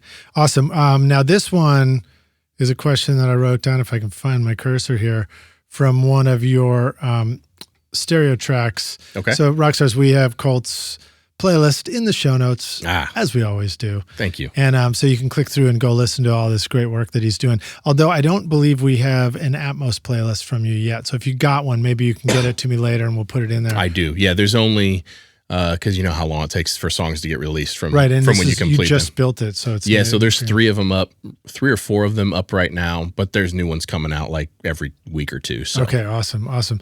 So from the stereo one, Beyond Here, Feel Bad is a great example of like the big snare sound and mix, and I hear that in a number of your recordings. You really appreciate that stuff. I do. So a couple of thoughts. This question is like, what can you tell us about getting that kind of sound? I probably asked you this last time. It's just a great sound too. Thank you. Snare drum tracking to capture it, mixing tips, and then what do we do about that stuff in Atmos? Yeah. Those are all great questions. Okay, so in the tracking phase, that song, the drums for that song were recorded at Lester Estelle's studio. He's the drummer for Kelly Clarkson. Unbelievable studio. I don't remember. I believe that snare drum was an oak snare drum that he has. Very, very interesting snare with a deep, thuddy snare tone to it. And then I don't remember what microphones were up, but the general thing that we do is there's usually always like usually an Audix i5 on the top, something random on the bottom, and then stereo pair of overheads that are rooms, usually spaced pair, and then usually a spaced pair of room microphones halfway to the end of the room, and then usually an XY pair of room microphones at the back end of the room. And then they would have went through some Neve, definitely some Neve 1073 preamps. And then in the mix, it was just about how do I enhance the low end the maximum amount before it starts to sound worse. How far can I push the thuddiness of these snare drums? I really like thick, powerful snare drums. Yeah. How hard can I push that? And so in the mix, it would have been a Cappy LC25 EQ with just gobs of 100 and 200 hertz, just however much I could dump into it. And then in that song, it would have been a Cappy FC526 compressor, both hardware, 500 units. And then from there, it would have went to a parallel drum bus that had my TubeTech LCA2B compressing on the parallel, and then just spreading those room microphones around. So that way it just created the most amount of size and ambience. And then the room reverb, I think back then I was maybe using the Valhalla Room. That's probably... So it's like finding a clever blend of a a digital reverb plugin or Yes. an effect that you can blend in with the room makes. Yep. Yeah. So what should we think about when it comes to that kind of stuff? Because I mean, I can't tell you the number of times I like pull something. I'm like, that doesn't sound right. Yeah. You know. So do you have to stumble through a lot of that doesn't sound rights before you find out what works? Yes. The one more thing I'll say about the processing on that was in every single drum session, no matter what, and I have these samples for every drum kit I've ever recorded over the past 21 years. I make the drummer do one shots. As soon as we're done with the song, we get one shots. And then I will take that snare sample and I will duplicate the snare track and put a sample on the duplicate. And then depending on how organic or not organic the song is, I will either blend the duplicate or blend the sample or not. But I always use that snare sample to trigger the reverb. Even if I don't use the sample in the actual mix, I always, all of the snare reverb on every song I've ever mixed. So there's a consistency to how it hits the verb. That, and so that way there's no bleed in the reverb. I don't want hi-hat in my snare reverb. Right, and cymbals crashing. And cymbals crashing, exactly. And so I will always use the snare sample to trigger the snare reverb. And from there, presets suck. Like almost universally, like I can't find a preset of a snare reverb that I like on any reverb I've ever tested. Yeah. So for me, it's about how do I make a snare reverb feel alive throughout the song? How much space does it need to take up lengthwise in terms of like it has to obviously completely die before the next snare drum, but usually before the next kick drum even. And then how do I make sure it's EQ'd or sounds in a way where it's not stepping on the vocal? And how do I make sure it's EQ'd or not in a way that's not stepping on the actual snare drum? And so usually that means like cutting some low end out of I put so much low end in the actual snare. The reverb needs some of that cut back out. Yeah. What about, is there pre-delay? Would that be typical? Yeah. You think on something like that? Yeah, somewhere between. Have it happen a little after the just a attack little of the bit. snare? Yeah, somewhere between maybe 15 and 40 milliseconds of pre-delay usually. And that changes on the song. I've went through a bunch of different snare reverbs. I was using the Valhalla Room for a long time. I am on the FabFilter Pro R now, which is fantastic. And I've recently got the Liquid Sonic 7th Heaven, which is just a mind-bendingly good reverb. It sounds so natural and so real all the time. Those are kind of my favorites at the moment. The Valhalla, the Vintage Verb, and the Valhalla Room are obviously incredible. Yeah. And especially for budget reverbs, I think they're like $50. They're unbelievable. Yeah. So it's always a combination of that stuff. I'm always like messing around, trying a little bit of everything until Absolutely. I narrow it down, which doesn't speed up my mix process. iZotope is truly amazing for mixing and mastering your music. Check out the new iZotope Catalyst series featuring Plasma, Aurora, and Cascadia. Powerful tools designed to supercharge your mixes with intelligent processing. These innovative plugins give you dynamic control over saturation, reverb, and delay, effortlessly enhancing excitement and clarity. And now Neutron introduces new modules like Clipper, Density, and Phase, completing your flexible, fully equipped mixing suite. Plus, the new AI-powered Mix Assistant helps you create a custom signal chain for your audio, referencing professional instrument profiles or your own examples, with easy macro controls to dial in a perfect mix. Use the coupon code ROCK10 to get 10% off Plasma, Ozone, Neutron, RX, or any of the fantastic plugins at iZotope.com. Okay, cool. Now, what about when it comes to Atmos? Maybe you're still in the discovery phase for that bit. A little bit, but what have you noticed so far? It seems to be genre specific for me. If I'm doing a dense rock or metal thing, I kind of want the left and right. At least as far There's as Daisy, the studio dog. You're probably going to catch her on the room cam here. As far as drums go on a dense rock or metal thing, I still want the drums going through a bus. I still want them living in the front, left and right, speakers sort of thing. So very little changes the more dense a mix is, the less changes in Atmos for me. Yeah. The more organic something is, the more I start playing around with maybe I put the room microphones in the back of the room. Maybe I put them up in the heights a little bit so there's more sense of being in an actual room. Maybe I put the reverb in the sides. So the snare drum happens in the front and the reverb happens on the left and right side. So you mentioned EQing some of the body of the snare out of the reverb because it's already in the snare. So that might be, again, one of those examples where, maybe it gets to be in there. Exactly. If the verbs move to another location. There's another trick where you can create 3 auxes.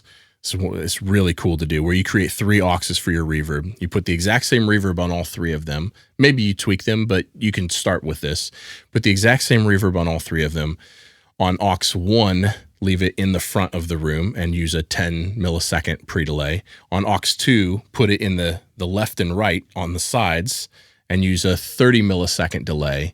And then on the third one, put it in the rear of the room and use a 60 millisecond delay. So it's like the verb's like swishing past you. The it's snare like hits, yes, you. And the verb flies through the room. Wow, that's cool. That's got to be a lot of fun. It's the most fun I've ever had making music. And I'm curious, like, if we'll hear that stuff is obviously in headphones or not, but all good. It's cool to hear these descriptions for those of us that are going to experiment at first in headphones, to hear descriptions of what works in speakers. 100%. So that we can go try them out right away. Well, and what's also interesting about the headphone thing is it's almost a moving target, because every OS that Apple releases, it's a new algorithm for their spatial audio. The Dolby algorithm is changing all the time. They're constantly changing these algorithms to make the headphones sound more like the in-room experience. And when I first started listening in Atmos like 3 years ago, the headphones didn't sound very good at all. Now, if you're doing the mix right and you're paying attention to where you're putting things and you know what locations don't sound good in headphones and what locations do sound good in headphones, we've arrived at a place where my Atmos mixes are crushing my own stereo mixes in headphones, which is wild. I'm not the best stereo mixer in the world, but I'm not a slouch. And my own Atmos mixes are they're deeper, they're more impactful, they have more dynamic range, they're more space, the elements all sound better. It's crazy. It's making it more fun to mix. Yeah, so much more fun. Okay, now here's a question I don't know if anybody's asked or if you thought about yet, but do you notice a difference in SPL level in the room and with a different attitude towards, like, what's a listening level that you feel good about for long periods of time? In a couple ways, yes. One, you don't realize it's deceptive how loud it actually is in the room.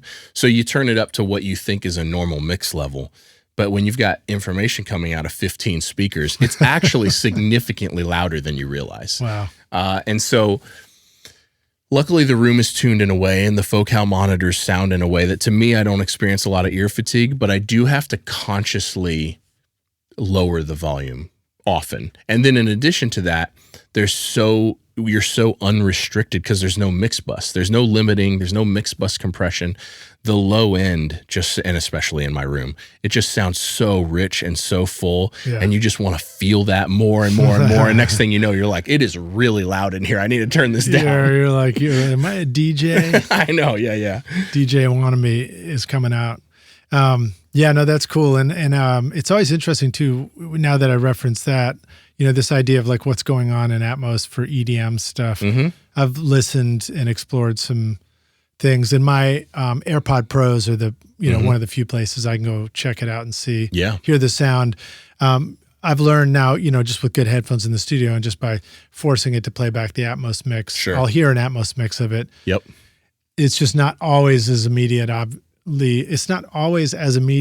obvious to us who are newly discovering this, because with the AirPods, you turn your head and you're like, oh, I see it's doing the 3D thing versus headphones in the studio. It's not.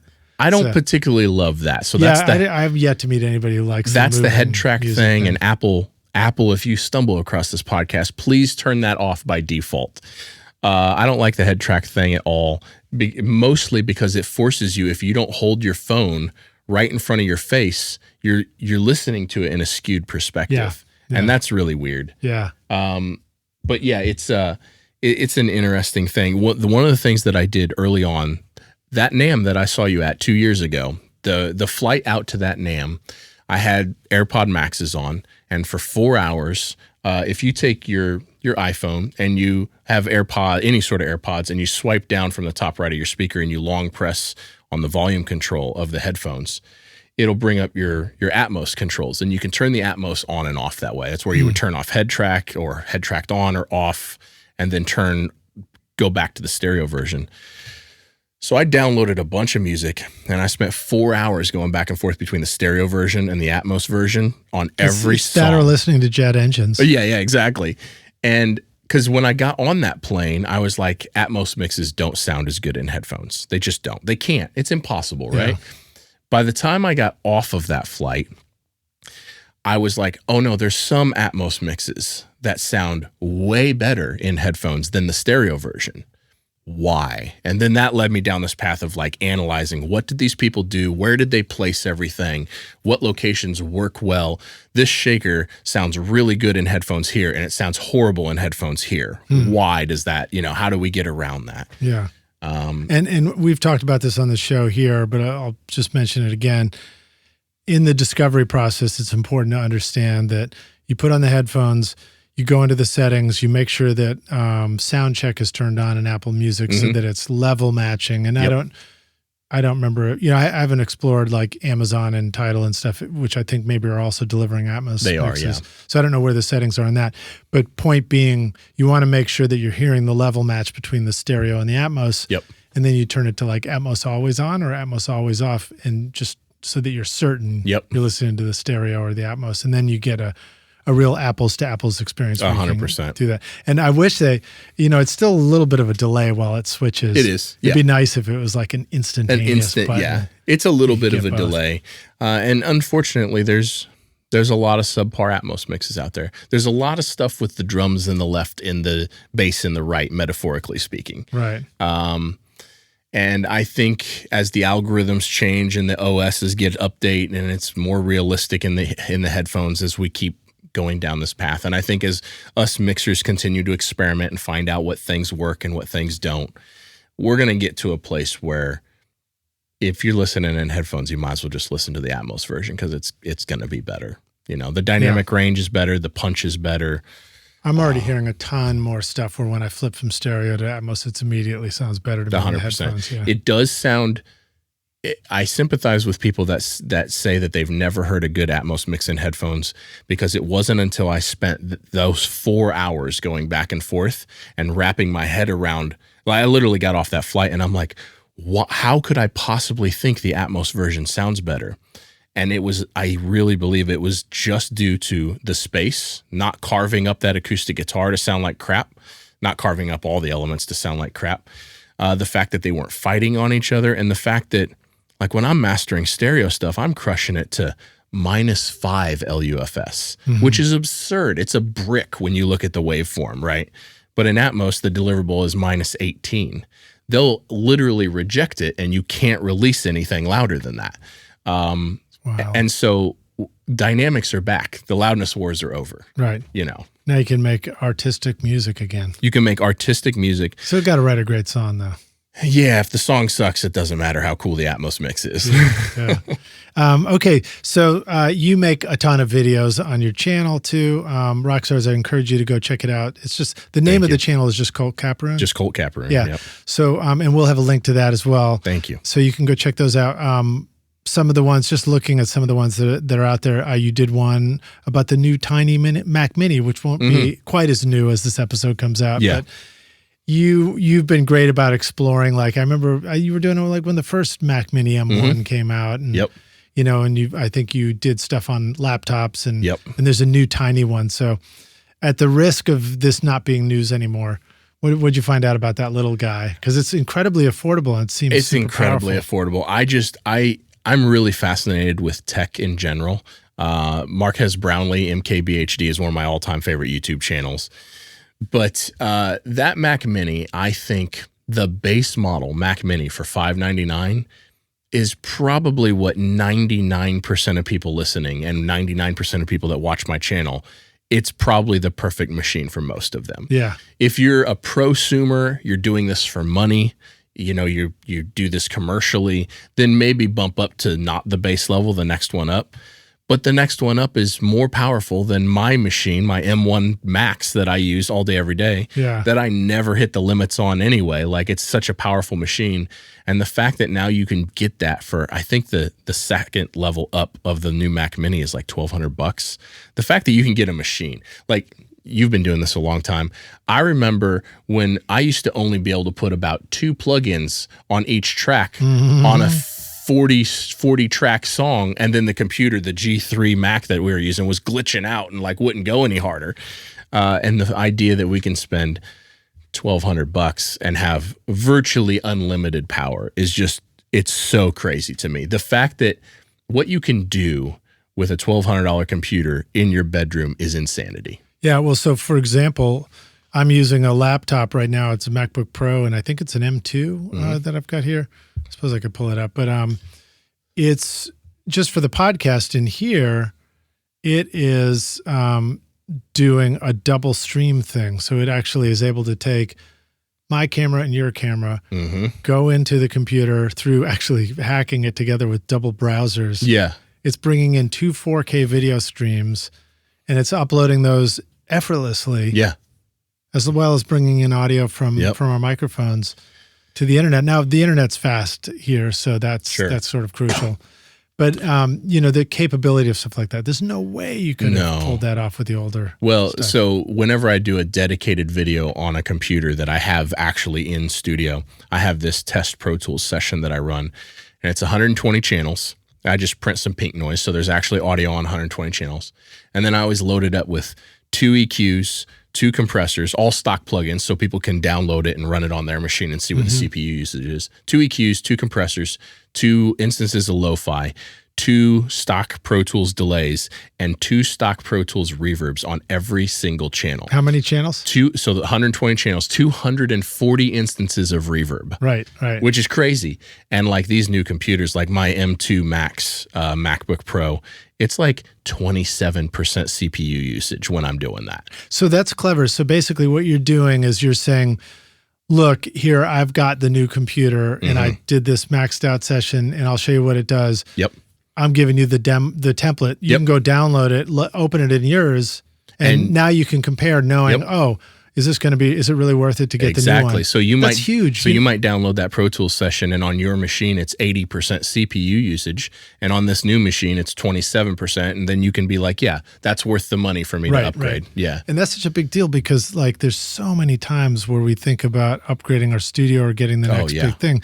And the challenge is that like each of these purchases, especially if you get, I mean, $599 is a lot lower for a new computer, but it used to be like a major investment. Big purchase, yeah. And so like you kind of never knew. And I remember feeling like the only way I could, because this happened to me before where somebody else brought their computer into my studio and I opened it up and I was like, holy shit, that session ran great. Exactly. So it's like it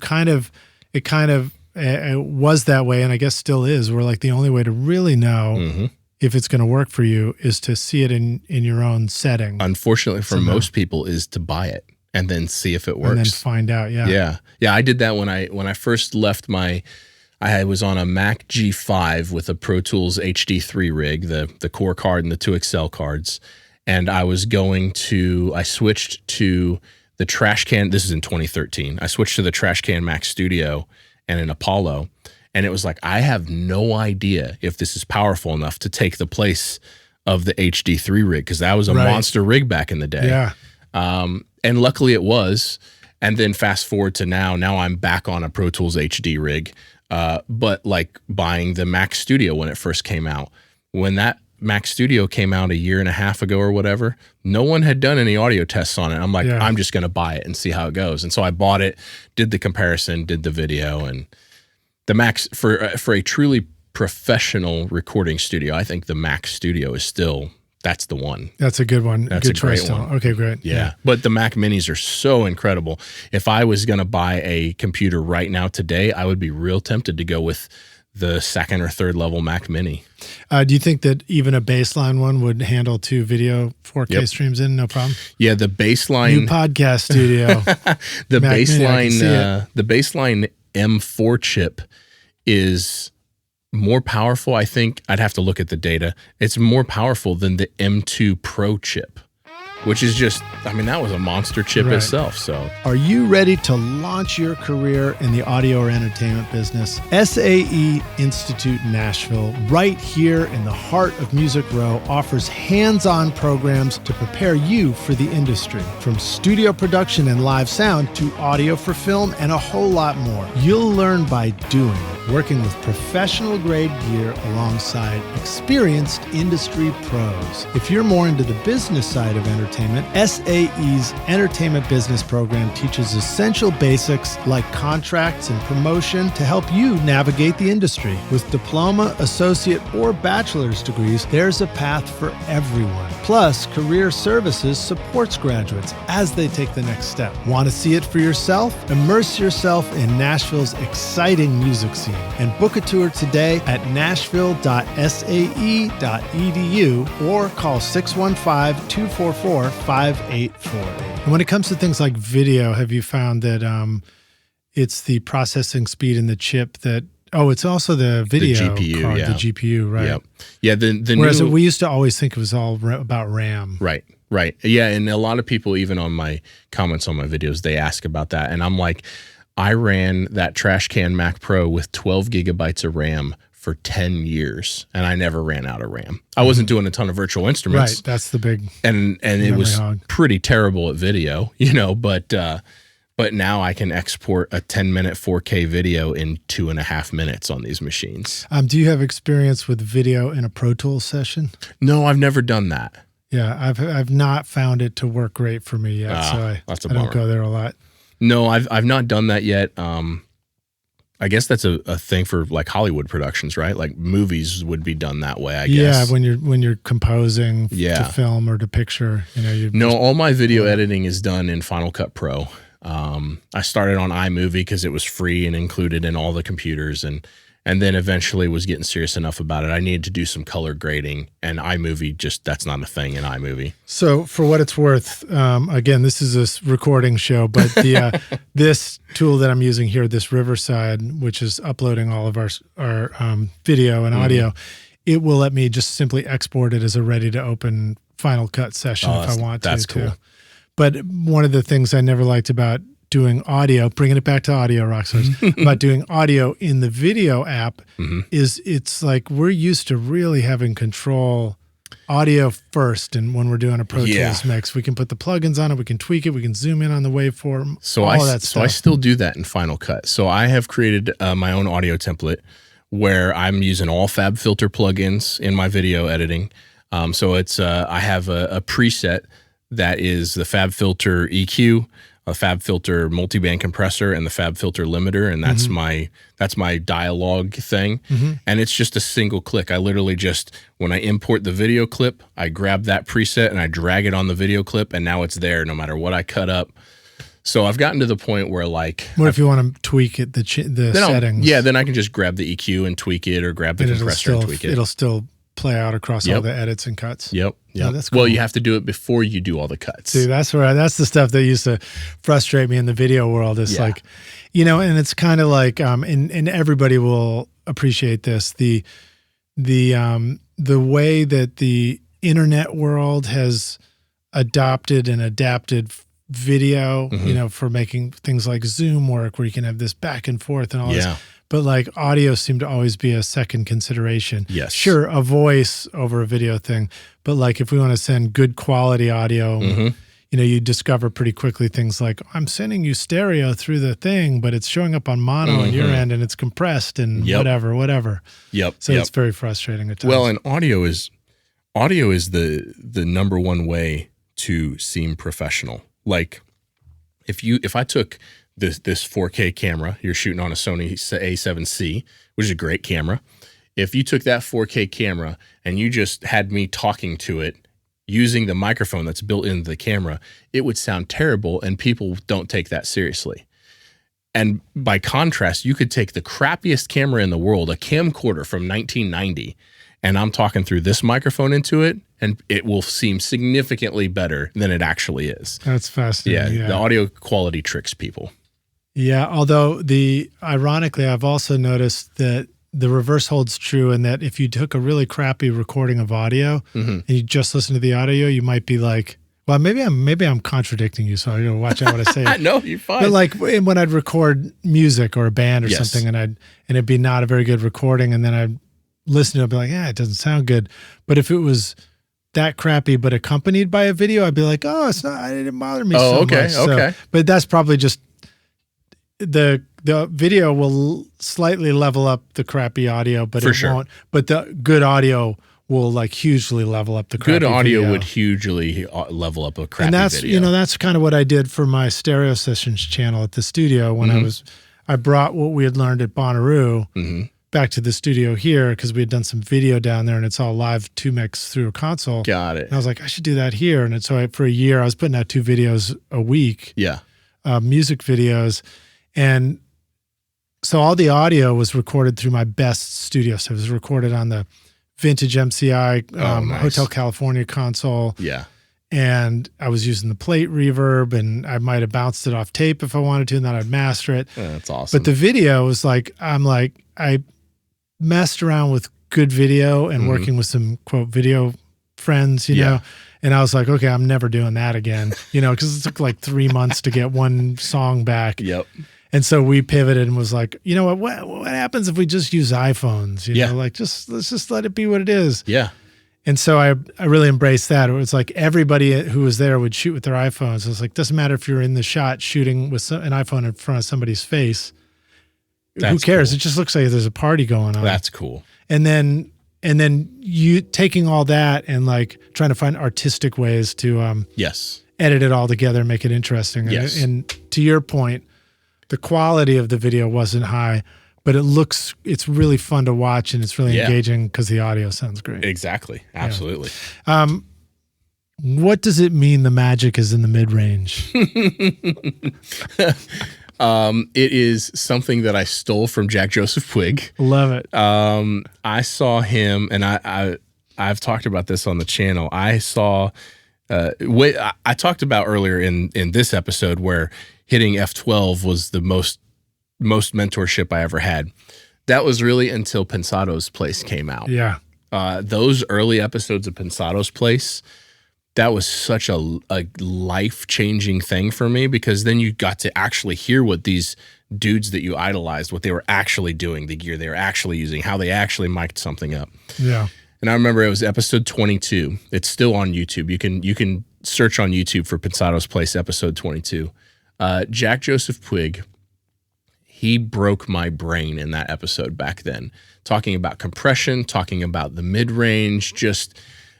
I must have watched that episode 15 times before I felt like I was starting to understand everything that he said. And he said, I remember him saying something like, the soul is in the mid-range, the cry is in the mid-range, and all the character is in the mid-range. The cry, literally like a baby's cry. Literally like a baby's cry. And that just was like, oh, what about a dove's cry? I don't know about that. And so that started changing my perspective on how to mix, and my mixes immediately started translating better everywhere when I stopped worried about how thumpy the kick drum was and how sizzly the vocal was and started focusing on everything. He was in that episode, he was talking about between like 600 and 2K, I think he said. I modified that from between like 200 and 4K is kind of where I'm. You're like, dude, you left the snare button. I know. Boom out. Where's the thump of the snare? And so once I started doing that, and once I got some NS10s back in the day, and once I got some Oratones, and they only show you like 200 to 4K. And then I just really started making sure that there was nothing I could possibly want to change in that frequency range. And then I would pay attention to 100 hertz and below. And then I would pay attention to 10K and up. And my mixes they just leveled up so immediately and so hard once I started doing that I was like, I have to tell people about this. And so I made that video. It's great. It's great. And, I talk about that on here too, about learning about the power of mid-range and how it's the universal frequency for all instruments that helps our brains identify the instrument and what's going on musically and everything about it. Not just all instruments, but every playback system.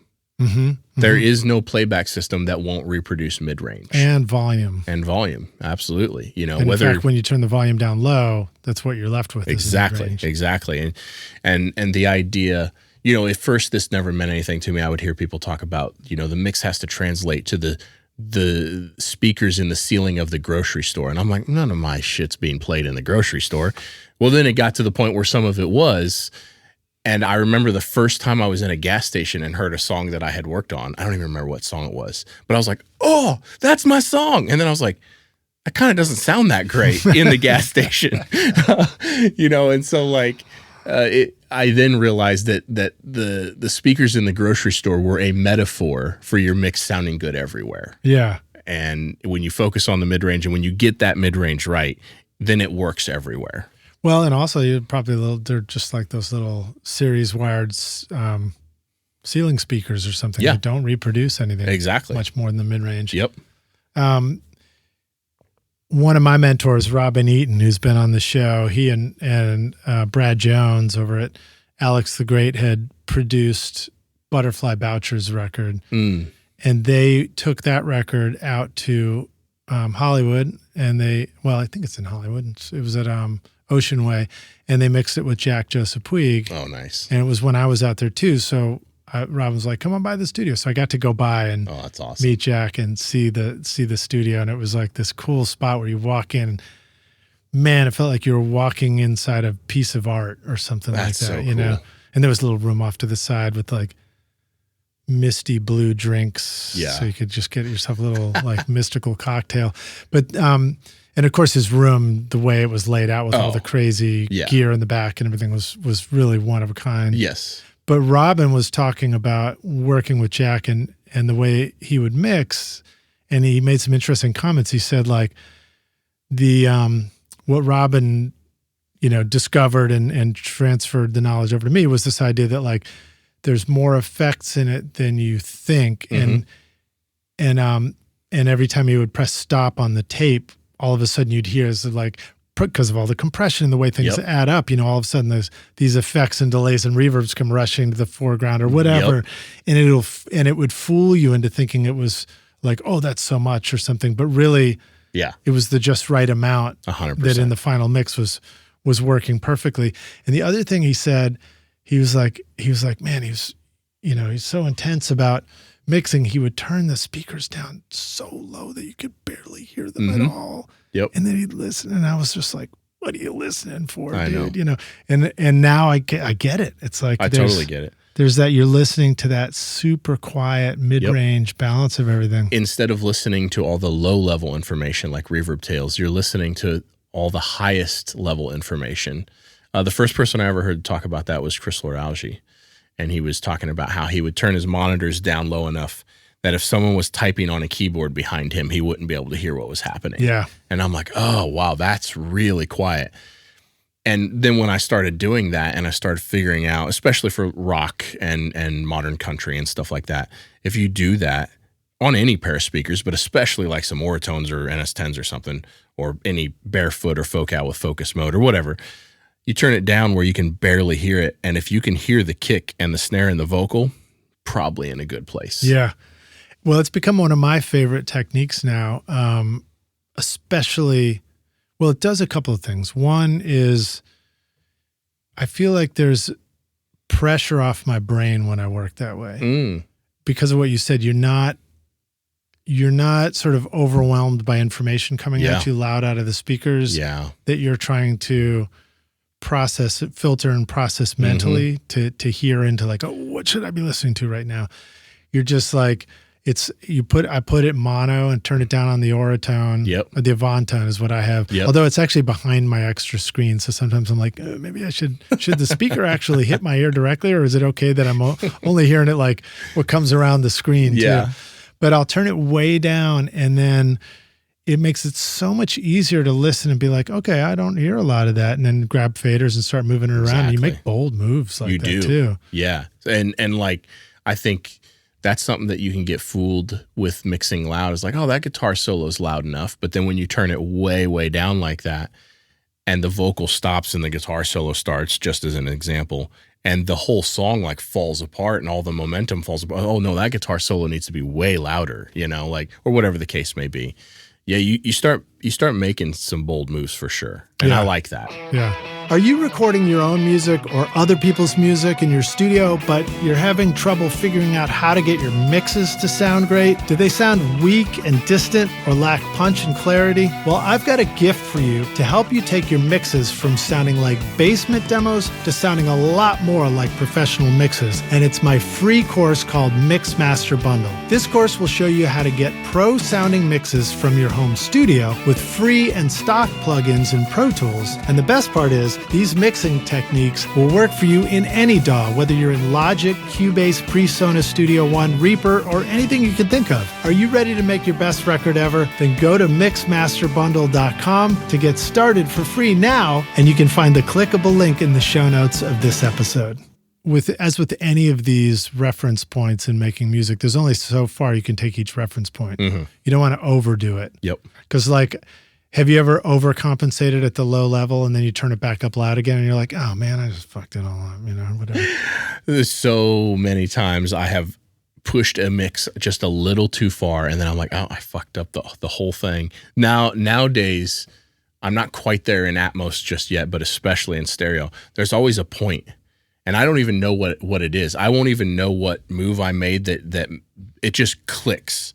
I don't know if it's a mental thing. I don't know if it's an intuition thing. I'm like, that's it. It's done. And I've gotten really good about listening to that, like work. And sometimes the mix falls together in 30 minutes. And sometimes I have to beat it into submission over 4 or 5 hours. Mm-hmm. But eventually we get to a point and I'm like, that's it. It's done. Yeah. Just print right now, send to the client. There's another reason. It's one of the powers of taking breaks so that you can come back with a fresh ear and get a new perspective on it and decide, because you might be done and not know it too. I have talked a lot about that on the channel, but I've never figured out a way to package this into a video, the concept of speed mixing, where theoretically, the second you hit play, you begin losing perspective. Right. Literally, the very second you begin working, you start losing perspective. I would add that there's a couple of different aspects to that perspective. There's the perception perspective, which is like artistic. Mm-hmm. Yes. And that includes things like, what do you think artistically? Like how does it feel, look, sound, how does whatever. it convey the emotion? But then there's also the aspect of time goes into that too, where it's like the repeated listens that you do means you've been listening to that same creative idea and it was super extended. You took a perfect 3-minute pop song and you turned it into a 30-minute piece of garbage. And so how could you have a perspective on it? Yes. And then the other part of that number 2 is there's the physical sonic, like your ears can only handle so much volume 100%. Before they lose their physical ability to transfer useful information. To be analytical. Yeah. And so when I'm mixing, I'm very adamant about I already know the song ahead of time. I don't ever mix for the first time I heard the song. I've uploaded the session the night before, I've prepped it and organized the tracks, or I've done something on it before I actually start mixing. Excuse me. So in other words, by the time you're mixing, you're familiar. I'm familiar with the track. Yeah. And then it's usually faders just a little bit up so I can hear everything. And then it's kick, snare, get those slamming, and then bass guitar, and then vocal. Mm-hmm. It's almost always. Yeah. And then get all of those crushing as fast as I can. And then just faders up to balance everything else. And then from there, it's all gut. It's I close my eyes and what's the first thing that jumps out at me that needs changed? Oh, that piano's a little muddy. Fix that. Close my eyes. What's the next thing? Oh, that acoustic guitar is a little shrill. Fix that. And it's just gut reactions as fast as I can. Yeah. And sometimes you get to the end in 30, 40 minutes and I'm like, it's incredible. Sometimes 6 hours in and I'm like, this is a pile of steaming dog crap. And it's not a reflection on the recording or the mix sometimes, or the song. Sometimes you just have to beat them into submission. Yeah, that's true. That's true. The other thing I was going to say about the mixing quiet too is I find it incredibly valuable during the production and tracking. Mm-hmm. So we finish something and everybody's like so excited about it, and everybody's looking at you as the engineer like, okay, you gotta bounce out a rough. Well, guess what? They're going to listen to that rough for 8 a long billion times. Yeah. And, and if it's your own music, you're going to listen to that rough a billion times too. Yep. And so if you sort of screw it up right now, you're not going to be happy with yourself. Yep. But yet you're toast because you just worked on all day on the song or whatever it was. And so you don't have the bandwidth to like crank it up and really dive into a mix right then. That's why I find it so incredibly valuable to do the mono thing, turn it way down. Yeah. I have enough energy, plenty of energy to do a quick, I can tell that these need balancing out. Yeah. For sure. I often will do everything in my power to not give them a rough that night. I will print, depending on what time we get done, I need to go eat lunch or I need to go to bed, and I will send you a rough mix as soon as I can. Yeah. And I started doing that because as a mixer who mixes my own productions, but also mixes for many other producers, it paints the mixer in a box if the rough sucks. Right. Because if you get to the end of that session and then they just whip together some crappy rough mix and then the artist hears it 8 billion times, now there's things about it they love just from repetition. Mm-hmm.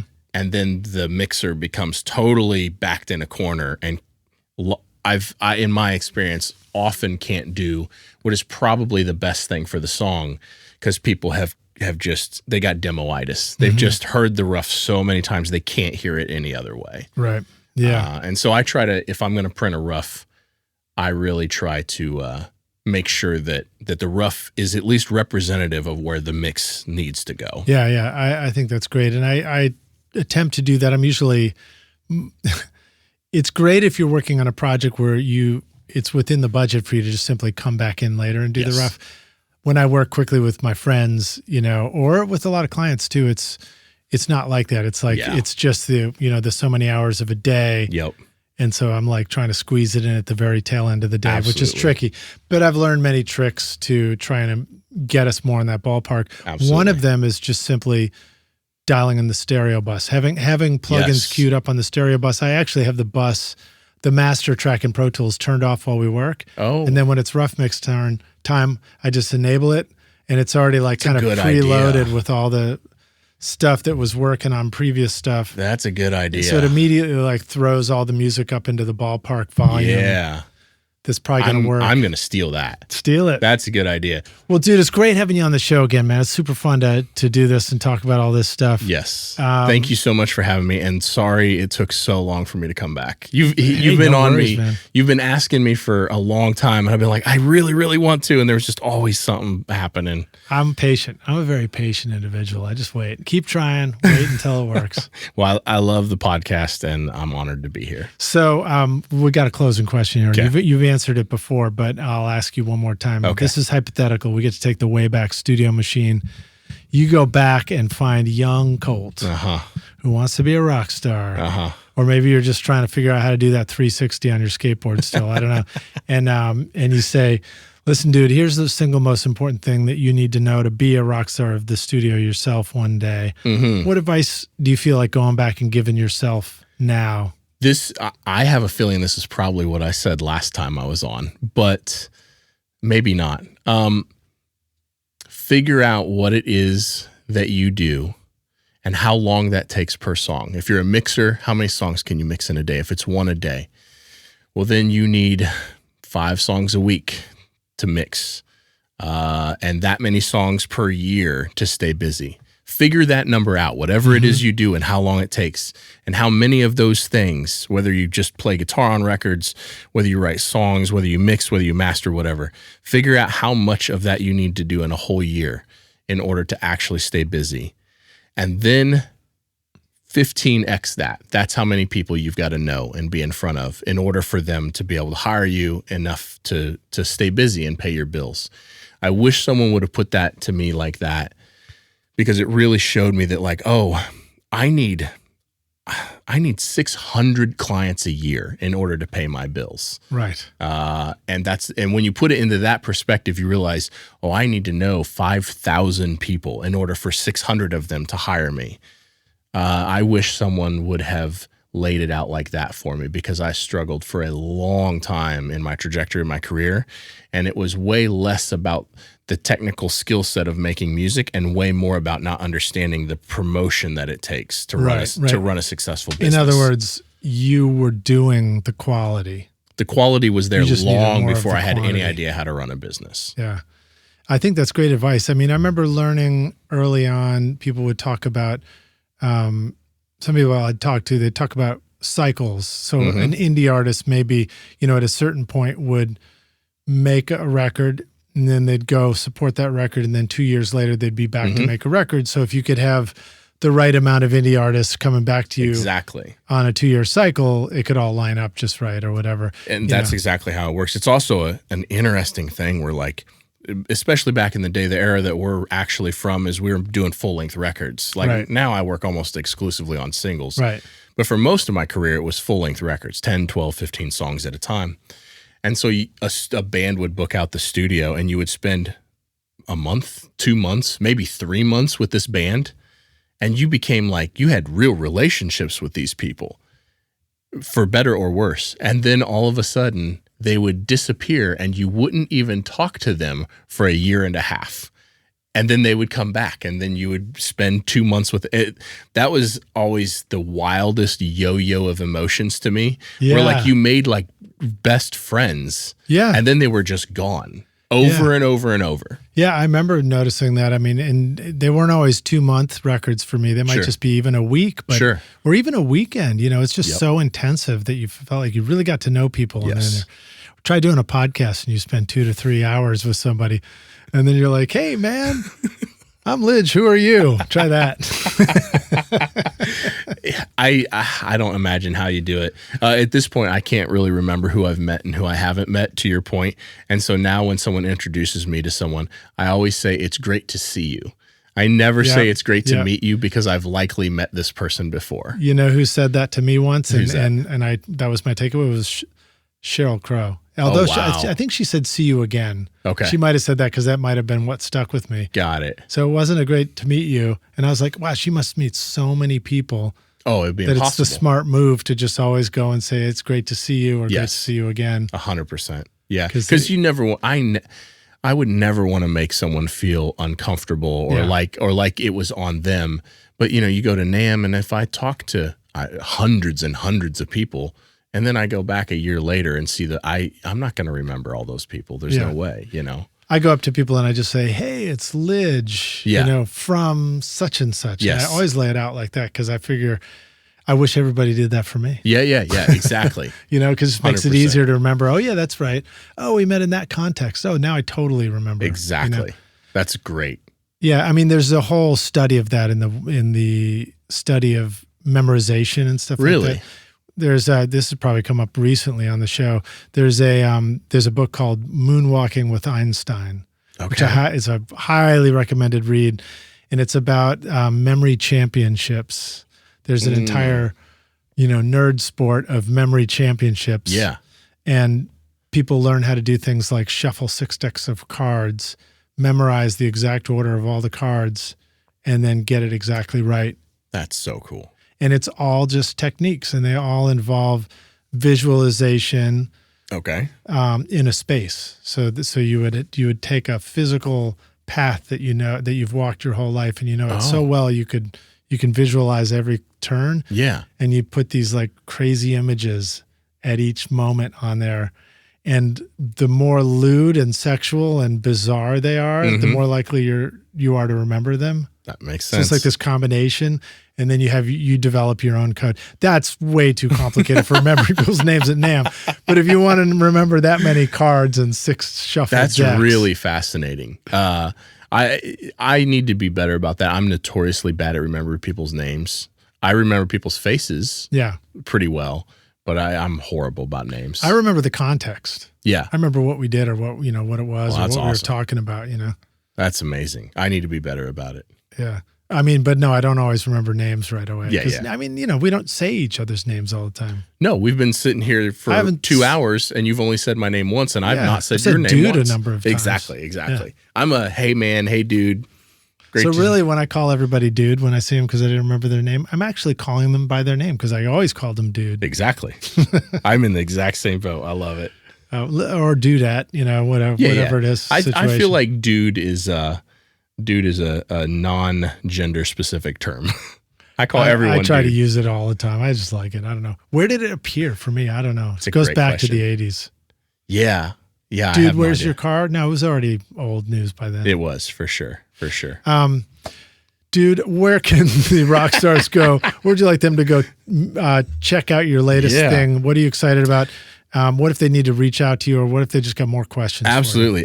Follow me, subscribe to the YouTube channel. It's just Colt Capperrune. The Instagram is just Colt Capperrune. I'm doing pretty much everything on those two platforms. If you get on Apple Music and search for Colt Capperrune, my playlists will all come up. In addition to in the show notes, I believe there's a playlist. That's pretty much it. If you want to get in touch with me, shoot me a message on Instagram or email me, just my coltcapperrune@gmail.com. Awesome. That's pretty much it. And then, like you said, Rockstars, we've got the stuff in the show notes. So thank you for watching this. I hope you enjoyed this. Yes. If you did and want to catch more of these videos, kick that like button, but be nice to your computer while you do it. Smash it. 2024 style. I decided to start telling everybody to kick it. Just kick it. Just kick it. I love it. And subscribe, and I don't know what else you're supposed to do. And also, by the time you watch this, YouTube might not even be a thing anymore. So we'll just be when is this coming out? I don't know. No, not that far. Not 10 years from now. Make sure you like. No, but I mean, they'll be watching it again later. Yes, of course. Make sure you like and subscribe, and make sure share it with your friends if you enjoyed it. Yeah, and then what else was I going to say? I forgot. Oh, drop a comment in too. Yes. Let us know where we got it right, where we got it wrong, and if you got any more questions, and I will endeavor to seek out your comment. I'll jump into the comments too. Once it goes live, I'll reply to comments. All right. Thanks for watching, Rockstars. Thank you for having me. Dude, thank you for being here. Yeah. Cheers. That was great.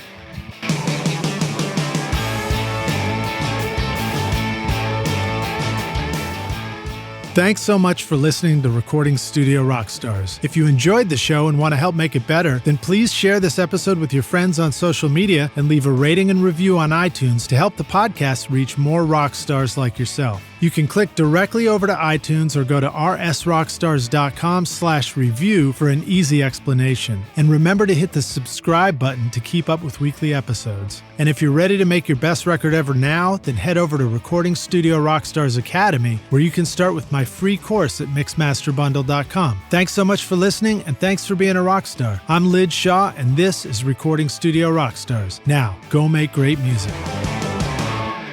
Recording Studio Rockstars would like to give a big thank you to our awesome sponsors who help make this episode possible: Isotope, Native Instruments, Adam Audio, Stealth Chair, and SAE Institute Nashville. And remember to take advantage of our special coupon codes at isotope.com, nativeinstruments.com, or stealthchair.com. Use the coupon code ROCK10 for 10% off any plugin or chair purchase. If you enjoyed Recording Studio Rockstars, please check out our sponsors using the links in the show notes. These are all things I highly recommend for your studio. They're going to help you make your best record ever. And please like and subscribe to our YouTube channel, because it's a great way to help support this show. And leave us a comment below to let us know what you thought of this interview or who we should have on as a guest in the future. I would also like to thank our fantastic team here at Recording Studio Rockstars, Vlad Weselchenko and Liz Hulitskaya.